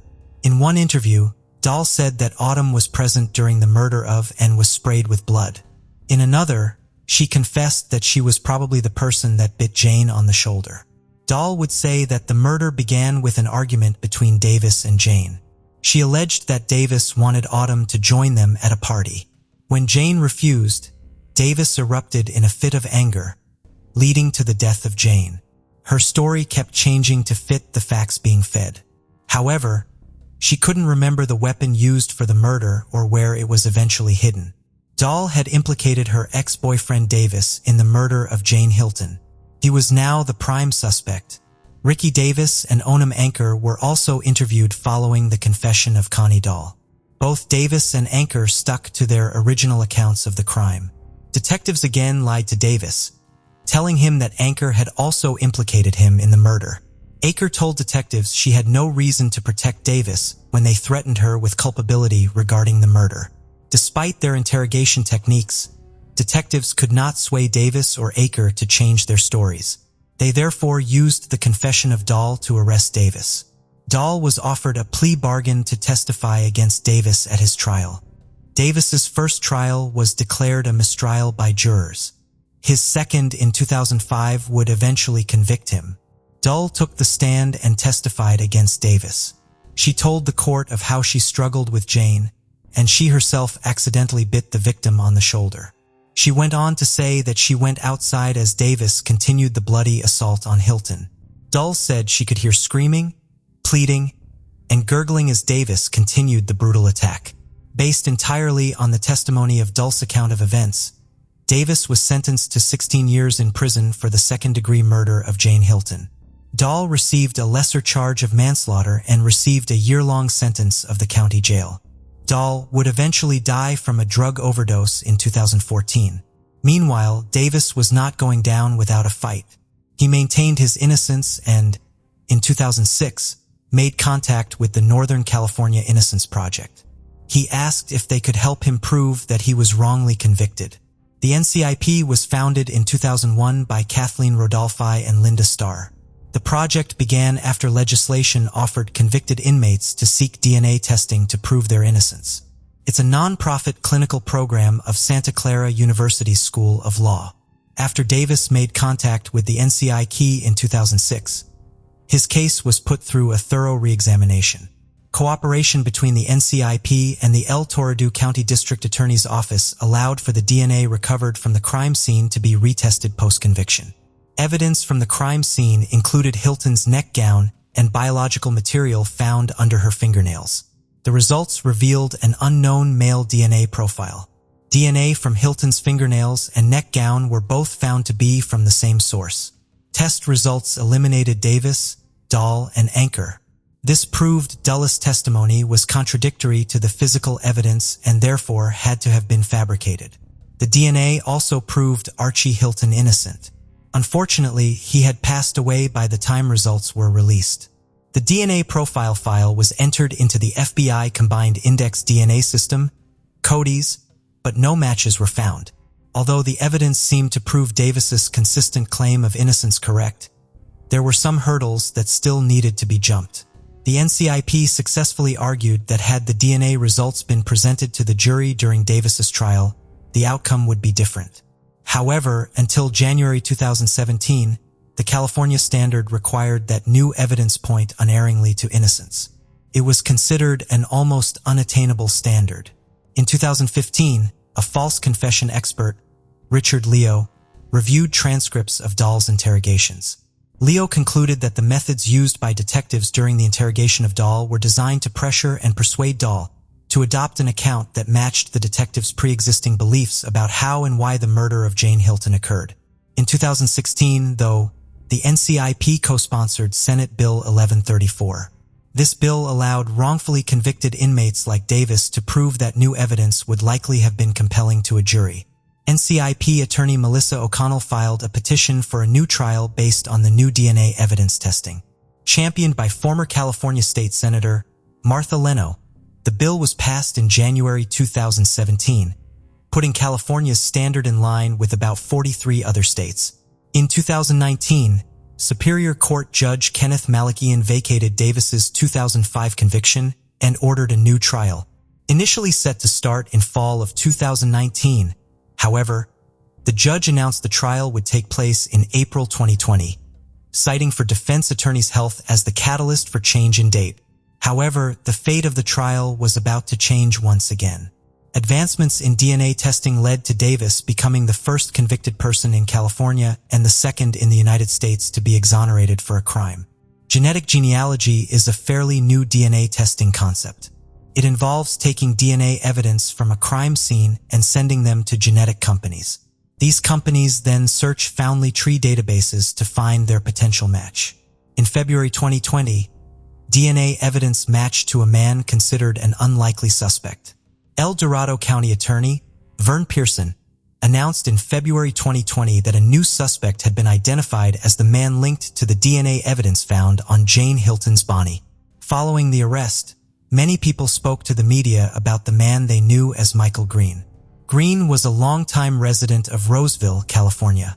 He graduated from Oakmount High School in 1986. He was described as an easygoing, kind person, even-tempered and even super chill. One classmate who wanted to remain anonymous could not understand why Green would go to El Dorado Hills and brutally murder a woman. According to reports, Green was 17 years old at the time of Hilton's murder. On the night of July 6, 1985, the victim's daughter, Autumn, met Green and two of his friends, Calvin and Stephen. They hung out together at the park when Autumn decided to go home and have a shower before returning. Allegedly, Autumn told her mother she was going to another friend's house for the evening. Instead, she returned to the park to join the boys. What happened next is pure speculation. Investigators believe that during this time, broke into the house and was confronted by Jane. In a struggle to get away, Green may have attacked her in a frenzy. Following the attack, Jean's body was discovered by Davis, Dahl, and Otto when they returned home. Green had no criminal convictions either before or after the murder. It seems he'd led a normal life until DNA linked him to the gruesome crime. The other two boys who were with Green were tracked down shortly after his arrest. Kelvin, unfortunately, had died some time ago. Stephen, however, was found and interviewed the day after the arrest. He was being treated as a witness and not a participant. Green was arrested on February 11, 2020. Since Green was a teenager at the time of the murder, he made his first appearance at the juvenile court on February 19, 2020. District Attorney Vern Pearson said that, procedurally, the court has to go through some steps on the juvenile side of it. Following this was granted the transfer so that he could be tried as an adult. He waited 2 and 1 years before he would be tried in court. Green pleaded no contest on July 29, 2022. This plea means Green gave up his right to a jury trial. A jury trial meant he was to face a charge of first-degree murder. He also gave up his chance to challenge the plea or the consequences of his decision. His sentencing date was set for September 27, 2022 to be presided over by Judge Suzanne Kingsbury. At sentencing, Dr. Elizabeth Kaufman, a professor in psychological science education, was called in on educational capacity to explain to the court the development of an adolescent. Kaufman's research explained the varying development needs of adolescents with regard to emotional and cognitive development. The late adolescent stage allowed an individual to understand right from wrong, yet at the same time they're also functioning under diminished capacity for impulse control. The defense called several witnesses from Green's childhood, some who even maintained relationships with him into adulthood. Each witness was asked if their opinion had changed of him since the knowledge of his confession. All witnesses agreed they'd been shocked to discover that he was responsible for the murder of Hilton. Individuals who knew him in varying capacities described him as jovial, popular, funny, and loving. These words were used to describe him before and after the murder. Green's ex-wife, Karen Green, said, "There's just not a bad bone in Mythe." After witness statements were given, each of Jane Hilton's children presented their victim impact statements. They all described the unforgivable loss that Green inflicted upon their family. "The why it happened and how different my life could have been will haunt me forever," said Heather Purvis Nacanel, one of James' daughters. Argith Brandon, Hilton's fourth child, said, "I loved my mother, and I assume Michael loves his mother too. I want to know what he would feel or what he would say to the person who stabbed your mother 29 times. What would you do if you received an early morning call to tell you your mother is dead?" The court listened to her description of the feeling of gathering her mother's belongings from the house in which she was killed. Argith finished with a powerful declaration. "We will always have something in common, regretting the stupid decision you made 37 years ago." Hilton's son Ian echoed his sister's sentiments. He went on to explain the uncertainty the family faced and the recurring bankers they suffered, especially after the crooked finger of Bling was pointed at his own sister, Autumn. He broke down in tears as he ended with an almost inaudible remark, "All the words we say will never bring my mother back." Autumn was the last to speak. Her statement showed true agony as she recounted the cloud of suspicion she'd lived under for the last 2 decades. Recounting the day, 2 Crew Cup FIC mustache detectives came into her house telling her they found the people responsible for her mother's death. She was then repeatedly accused of biting her mother and helping move her body from the floor to the bed. Autumn went on to say that if she hadn't said the word lawyer at that point, she did not know how much further the intimidation tactics of the investigators could have gone.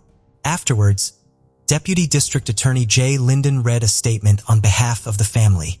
In the statement, asked Green what made him end Jane's life in such a brutal manner. "You beat her.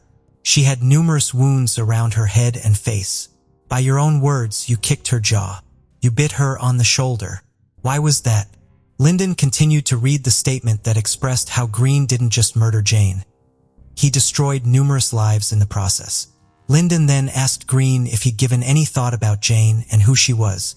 He pointed out her achievements and the love she had for each of her children. In closing arguments, Margaret Husser, Green's defense attorney, stressed the idea that he was unable to stop himself. She emphasized that he did not know what he was doing was wrong, as he was an adolescent at the time.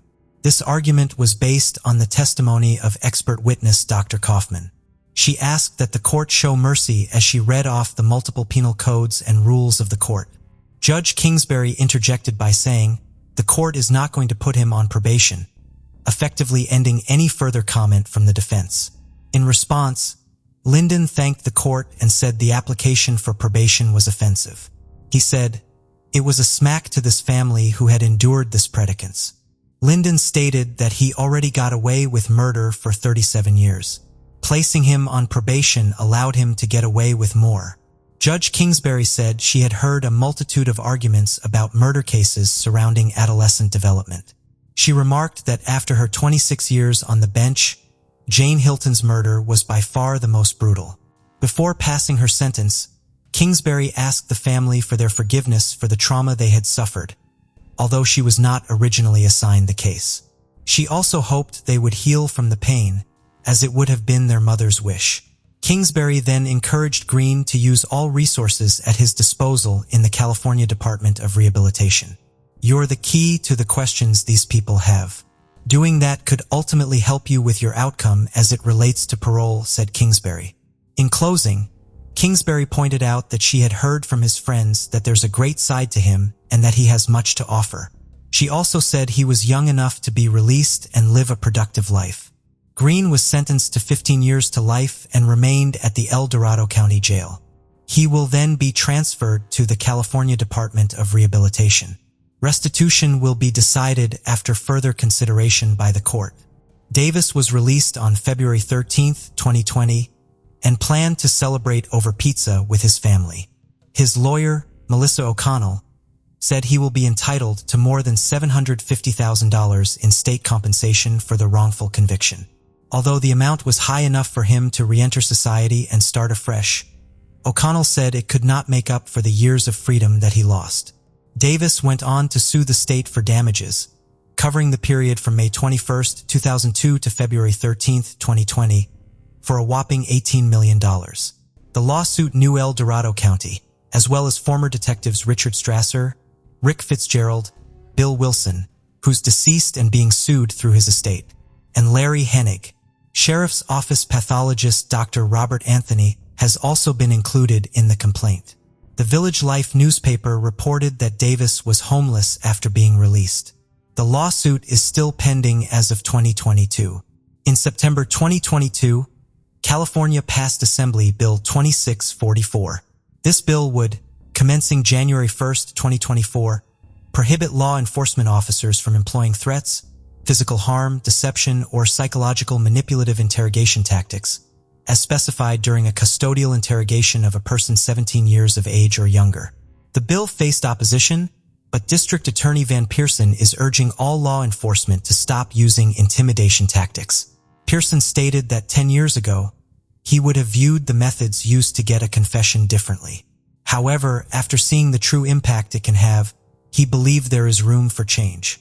This also comes after research points to deceptive tactics being used for years by law enforcement that will presume guilt and focus on getting a confession rather than getting the full story. The district attorney is implementing this new policy in his office and is urging other district attorneys to do the same. El Dorado County DA's office will now reject any case where the primary evidence is a confession obtained using threats, lies, or psychological manipulation interrogation tactics. These measures are to ensure that no one is ever again convicted based on a coerced false confession like the case of Ricky Davis. Pearson personally apologized to all involved in the miscarriage of justice caused by the tactics used by then investigators into the brutal 1985 murder of Jane Hilton. After 37 years, the right man is finally facing justice. Yet the lives of so many were left broken by mistakes and false accusations. For Jane Hilton's family, hopefully they can now pick up the pieces after being divided over the innocence of their own sister, Onam. Ricky Davis can never regain the liberty he lost. And Michael Green destroyed not only the lives of the victim's family and friends, but the lives that he touched in the years before and after the murder. What are your thoughts on today's case? Did Michael Green deserve the sentence he received? Does this clean record, minus the murder, make him innocent of intentional murder? How could he let an innocent man take the blame for his actions? Can Ricky Davis ever get his life back on track, even when he does receive compensation? And why is it taking so long? Jessica Kaylor was born on May 8, 1982 in Austin, Texas. She lived there with her parents and two brothers until the family later moved to a small town called Pflugerville. Jessica was warm, friendly, and easy to get along with. Making friends came naturally to her. But she wasn't just social, she was also incredibly driven. Even in high school, she had a clear goal. She wanted to be a teacher. To make that dream a reality, she enrolled at Texas State University.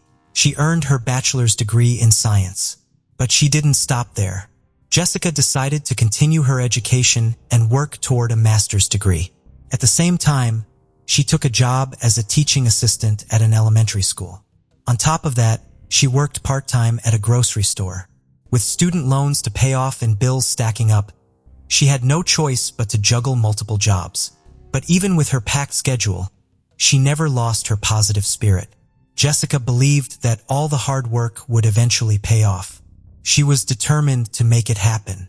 In September 2009, at 27 years old, Jessica was still balancing her studies with two jobs. She was hopeful that soon she'd land a full-time teaching position at her school and finally focus on the career she had always dreamt of. On September 7th, Jessica had the day off, so she spent it with her friends and her cousin Melanie. They started the day by hanging out at the pool, then went out for dinner. Later, they stopped by a bar, played some pool. When the night wrapped up, Jessica took on the role of designated driver, making sure everyone got home safely. Melanie was the last one she dropped off. By then, it was almost 1:30 in the morning. She offered Jessica to stay the night, but Jessica declined. She had an early shift at the grocery store and needed to stop by a 24-hour store to grab some food for her dogs. So, after saying goodbye to her cousin, she headed out. A few hours later, as morning approached, Melanie got a call from one of Jessica's co-workers. She told her that Jessica hadn't shown up for her shift, which was pretty strange because Jessica had never skipped work without a good reason. Plus, by that time, she had been promoted to store manager, which meant even more responsibility. Melanie started to worry and called a few friends, but none of them had heard from Jessica that morning. Next, she reached out to her brother, John. He and Jessica shared an apartment, but he told her he hadn't seen her either. John worked as a police officer and had started his shift at 5:30 a.m.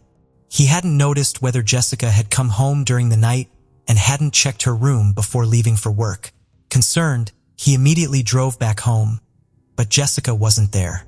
In fact, it didn't even look like she had returned the night before. Her dogs were acting strangely, almost as if they hadn't been fed in a while. That set off alarms. Something was definitely wrong. Without wasting any time, John reached out to his colleagues at the police department, asking them to track Jessica's phone. Following the signal, police traced it to a restaurant not far from her home. Melanie and her boyfriend rushed to the location, and it didn't take long for them to spot Jessica's car in the parking lot. But as soon as they got closer and opened the door, they were met with a horrifying sight. Jessica was in the driver's seat, completely unresponsive. Her body was covered in visible sunburns, and inside the car, it was unbearably hot. Melanie's boyfriend called the police, who dispatched officers and an ambulance to the scene. Paramedics confirmed that Jessica was dead, and her body was sent for further examination. But one thing was already clear: it looked like she'd been attacked. Meanwhile, investigators began examining Jessica's car, and one of the first things they noticed was that the driver's seat was pushed way too far back. Considering the injuries on her body, detectives suspected she might have been attacked right there in the car. They also discovered that her keys, wallet, and credit cards were missing. On the back seat, they found a bag of dog food, suggesting that Jessica had been there since the night before. After all, she had planned to stop at the store right after dropping off her cousin. After thoroughly searching the car, detectives went into the restaurant near the parking lot where Jessica's car had been found. And that's when things took a shocking turn. One of the restaurant employees told investigators that when she arrived at work early that morning, she noticed Jessica's car. But at that time, Jessica was still alive. According to the witness, Jessica was sitting inside her car completely undressed and acting strangely, almost as if she was under the influence. Despite how bizarre the scene was, the employee didn't think much of it and went inside to start her shift. A little while later, she stepped outside again. This time, Jessica was sitting next to her car. She had put her clothes back on but was still behaving oddly, just sitting there, running her hands through her hair. The third time the employee went outside, Jessica was back in her car, talking to herself and making strange hand gestures. Police found several more witnesses who had seen Jessica alive that morning, but despite her unusual behavior, not a single person called for help or even checked to see if she was okay. After speaking with the witnesses, detectives went back to Melanie and asked if Jessica could have been under the influence of alcohol or something stronger. But her cousin was adamant Jessica had been completely sober that night. She was the designated driver, responsible for getting everyone home safely, and she had work in the morning. As for drugs, Melanie insisted that Jessica had never touched them in her life. None of it made sense to investigators, but soon they stumbled upon a possible explanation for what had happened. Medical examiners found signs of strangulation on Jessica's body, marks left by both hands and some kind of material, possibly a rope or a belt. She was also covered in bruises and scratches, and she had been sexually assaulted. According to experts, the trauma she endured could have caused a brain injury, which was only made worse by the fact that she had spent hours sitting inside a hot car under the scorching sun. This might explain her strange behavior, why she seemed disoriented and never called for help. Most likely, Jessica was so out of it that she didn't even realize what was happening to her. And in the end, she succumbed to her injuries. Toxicology reports backed up what her cousin had already said. There was no alcohol or drugs in her system. So, if just one of the witnesses had called for medical help, doctors might have had a chance to save Jessica. But now it was too late, and detectives had to figure out who was responsible for her death. They focused on finding CCTV footage, but there were no cameras near the parking lot where Jessica had been found. Still, they figured out one thing. If she had bought dog food in the middle of the night, she had probably stopped at the 24-hour Walmart just across the street. Detectives obtained the store's security footage, and there she was, Jessica pulling into the parking lot and walking inside. She was alone and seemed completely fine. There were no signs that anything was wrong. She went straight to the pet food aisle, grabbed a large bag, and headed to the checkout. Everything looked normal, but then as she walked out of the store, detectives noticed something interesting. Just a few seconds later, a man followed her outside. Reviewing more footage, detectives saw that the man had arrived at Walmart just minutes before Jessica. He parked at the far end of the lot and walked inside, but instead of going into the store, he headed straight to the restroom and then walked back out. Checking the entrance camera, detectives saw him walking directly behind Jessica, and he was definitely in a hurry. But then they hit a problem. Jessica's car was parked right behind a large tree, completely blocking the view from the cameras. Still, the footage was enough to track the man's movements. He walked toward Jessica's car, disappearing behind the tree, and never came back out. 2 minutes later, Jessica's car pulled out of the parking lot. Another camera later captured it arriving at the restaurant parking lot where she would be found the next morning. A little while later, someone stepped out of Jessica's car. This person walked across the lot, heading straight for Walmart's parking area, where he got in the same vehicle the suspicious man had arrived in earlier. At this point, detectives were almost certain this person was directly involved in Jessica's murder. But there was one problem. The surveillance footage was too poor to clearly identify him or his vehicle. Still, detectives weren't out of options. Since Jessica's credit cards were missing, they checked her accounts for any recent activity. And that's when they found a lead. One of her cards had been used at a gas station about 20 minutes after her car was left in the restaurant parking lot. Detectives pulled surveillance footage from the gas station and immediately spotted the red pickup truck their suspect had been driving. And when they checked the camera near the register, their suspicions were confirmed. It was the same man. Now they had proof that this person had Jessica's credit card, and that only made him look even more guilty. They released footage of the suspect and his vehicle to the news, asking the public for any information about this man. Meanwhile, detectives kept searching for more evidence, but they couldn't find any other leads. Days passed without any major breakthroughs, until they got a call from a woman named Leslie. She told them that the man in the footage looked a lot like her fiancé's best friend, 29-year-old Crispin Harmel. But that wasn't all. According to Leslie, Crispin was supposed to stop by that evening to pay back the money he owed, but he never showed up. Later, when she saw the news report about Jessica's murder, she immediately recognized him in the surveillance footage. She couldn't believe he might be involved in something so horrific, but she still knew the right thing to do was call the police. Detectives began digging into Crispin's background and quickly uncovered an interesting detail. Just weeks before Jessica's murder, a patrol officer had pulled him over for driving with an expired license. When investigators reviewed the officer's body camera footage, they confirmed that Crispin closely resembled their suspect. Even more telling, he was wearing the exact same baseball cap as the man in the surveillance footage. 5 days after Jessica's murder, police went to Crispin's home. Right away, they noticed his pickup truck. It was the same model as the one caught on camera, but something was off. It looked like Crispin had made some cosmetic changes. Chrome details that had been visible in the footage were now painted over in black. When detectives knocked on his door, Crispin surprised them right away. Without hesitation, he admitted that he had met with Jessica that night. According to him, they connected through an adult website and had arranged to meet for a no-strings-attached hookup. Crispin claimed they met in the Walmart parking lot, where he got into Jessica's car. According to him, she then drove them to a park, where they had consensual sex before she dropped him back off at Walmart. Before he left, they sat in her car and talked for a while. He told her he was struggling financially and, according to his version of events, Jessica gave him her credit card so he could pay for gas. Then they said their goodbyes and went their separate ways. The next day, when he saw news reports about Jessica's murder, Crispin said he panicked. Afraid he would be accused, he threw away the credit card and repainted parts of his truck. Even though Crispin told this story with confidence, detectives knew it was nothing but a lie. It looked like a desperate attempt to avoid responsibility. The surveillance footage alone was enough to tear his version apart. He claimed they had arranged to meet in the Walmart parking lot, yet he never approached Jessica until after she returned to her car.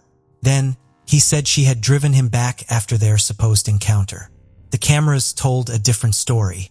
They clearly showed him walking back to his own truck alone. Jessica's car never moved from the parking lot until the next morning, and no one else had approached it. Detectives seized Crispin's phone and computer, along with Jessica's devices. As they suspected, there was no trace of any communication between them. No messages, no calls, nothing. In fact, Jessica had never even visited the adult website Crispin claimed they had used to arrange the meeting. But when investigators dug through Crispin's computer, they found something interesting. Just hours after police discovered Jessica's body, he had searched for and read multiple news articles about her murder. Jessica's friends and family didn't believe his story either. According to them, she wasn't the kind of person who would go looking for a one-night stand, let alone meet a total stranger in a parking lot in the middle of the night. Just wasn't who she was. On top of that, she had already told her friends she needed to get some sleep before her morning shift and that she still had to feed her dogs. There was no way she would have gone out for some secret late-night date. Investigators believed Crispin was doing everything he could to shift the blame, but with so much evidence stacked against him, there was no way he could come up with a believable excuse. Based on the surveillance footage, detectives pieced together what they believed really happened. Crispin likely spotted Jessica inside Walmart and targeted her. He followed her to her car, got in, and used threats to keep her from screaming or fighting back. From there, he may have forced her to drive to a nearby park, where he assaulted her before returning to the parking lot near Walmart, closer to his own truck. Before leaving, he strangled her and stole her wallet and credit cards. When police confronted Crispin with this version of events, he stopped answering questions and asked for a lawyer. Despite the strong evidence against Crispin, investigators faced a serious challenge, one that could put the entire case at risk. The fact that Jessica had remained alive for several hours after the attack created a major legal hurdle. The problem was that medical experts couldn't say with absolute certainty why this had happened. Cases like hers were so rare that medical science simply hadn't studied them in enough depth. As we know, the official cause of death was listed as strangulation. But until that point, there had never been a single documented case of someone being strangled, surviving for hours while walking and talking, and then dying later as a direct result of this attack. Because multiple witnesses had seen Jessica alive, the prosecutor wasn't confident that a jury would return a guilty verdict. The only thing that could truly seal the case was a confession, but Crispin refused to admit to anything. Detectives found themselves in an incredibly difficult situation. They were certain that Crispin was responsible for Jessica's murder. No one else could have physically committed the crime, but because she had remained alive until the morning, there was a real risk that the case would fall apart in court. Hoping to strengthen their case, investigators searched Jessica's car for any additional evidence, but they came up empty. There were no fingerprints, no DNA, nothing that could directly tie Crispin to the crime scene. Still, prosecutors found a temporary solution. They charged him with evidence tampering in connection with Jessica's case. As we know, Crispin had admitted to throwing away her credit card and repainting his truck, both clear attempts to cover his tracks. Since they had his own words as proof, they at least had enough to hold him accountable for some crime while they continued working to build a stronger case. In May 2010, Crispin pleaded guilty and was sentenced to 10 years in prison for evidence tampering. But detectives had no intention of giving up. They were determined to get full justice for Jessica, and to do that, they needed solid scientific proof directly linking Crispin to her murder. For years, they kept searching without any progress. But then, in 2013, they came across a scientific article that changed everything. This article described cases where strangulation didn't immediately result in death, as it typically would. Instead, it triggered something known as delayed death syndrome, a condition where victims suffer brain damage that causes confusion, disorientation, and an inability to seek help. Everything in the article perfectly matched Jessica's behavior after the attack. It also supported the initial medical examiner's conclusion that she had likely suffered a brain injury, which left her unaware of her condition until it was too late. Detectives immediately contacted the author of this article and started building a murder case against Crispin, this time backed by cutting-edge medical science. In May 2014, Crispin was officially arrested for murder, but he continued to insist on his innocence. During the trial, his defense attorney focused on one key point. There was no DNA evidence linking Crispin to the crime. The prosecution had argued that Jessica had fought back during the attack and likely scratched her attacker, which should have left traces of DNA under her fingernails. However, forensic experts for the prosecution pointed out a crucial factor. Jessica had spent hours inside her car, trapped in extreme heat. At such high temperatures, DNA degrades rapidly, and by the time her body was examined, any genetic material under her nails would have already broken down beyond the point of recovery. In addition to the forensic evidence, prosecutors relied heavily on the overwhelming amount of surveillance footage, which clearly pointed to Crispin's guilt. But then something unexpected happened. Crispin's lawyer questioned the accuracy of the video timestamps used by the prosecution. See, when investigators first got the footage straight from the security cameras, there were no timestamps on it.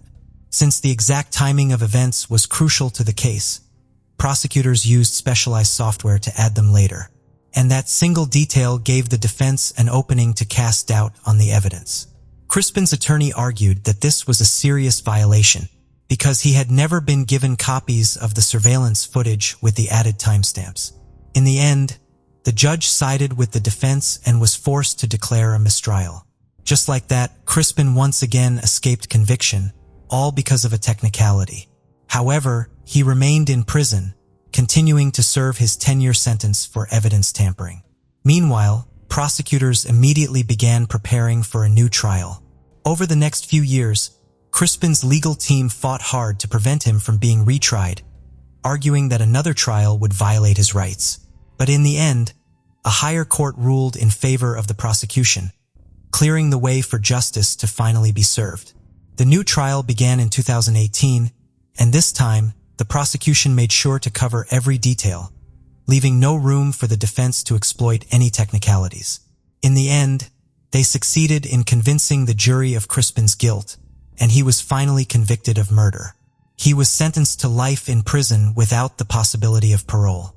Prosecutors had chosen not to pursue the death penalty, fearing it might weaken their chances of securing a guilty verdict. They knew the delayed death syndrome argument could still plant doubts in the jurors' minds, and in death penalty cases, a conviction requires absolute certainty. A few years later, Crispin tried to appeal his sentence, but his request was denied. As a result, he remains behind bars with almost no chance of ever walking free. Jessica's family thanked investigators and prosecutors for their relentless pursuit of justice, even though it took 9 long years to reach a verdict. However, they also admitted that before the sentencing, they had hoped it might bring them some relief and closure. But in reality, no punishment for Crispin could ever truly ease their pain. Thank you for joining us on this journey into the depths of unsolved mysteries. Cold cases not only challenge our understanding of the past, but also ignite our curiosity and determination for answers. Remember to subscribe to stay updated on our latest investigations. And if you have any information regarding the cases we've covered, don't hesitate to reach out. Together, we can shed light on the shadows of the past and bring closure to those who seek it. Until next time, stay vigilant, stay curious, and never stop seeking the truth.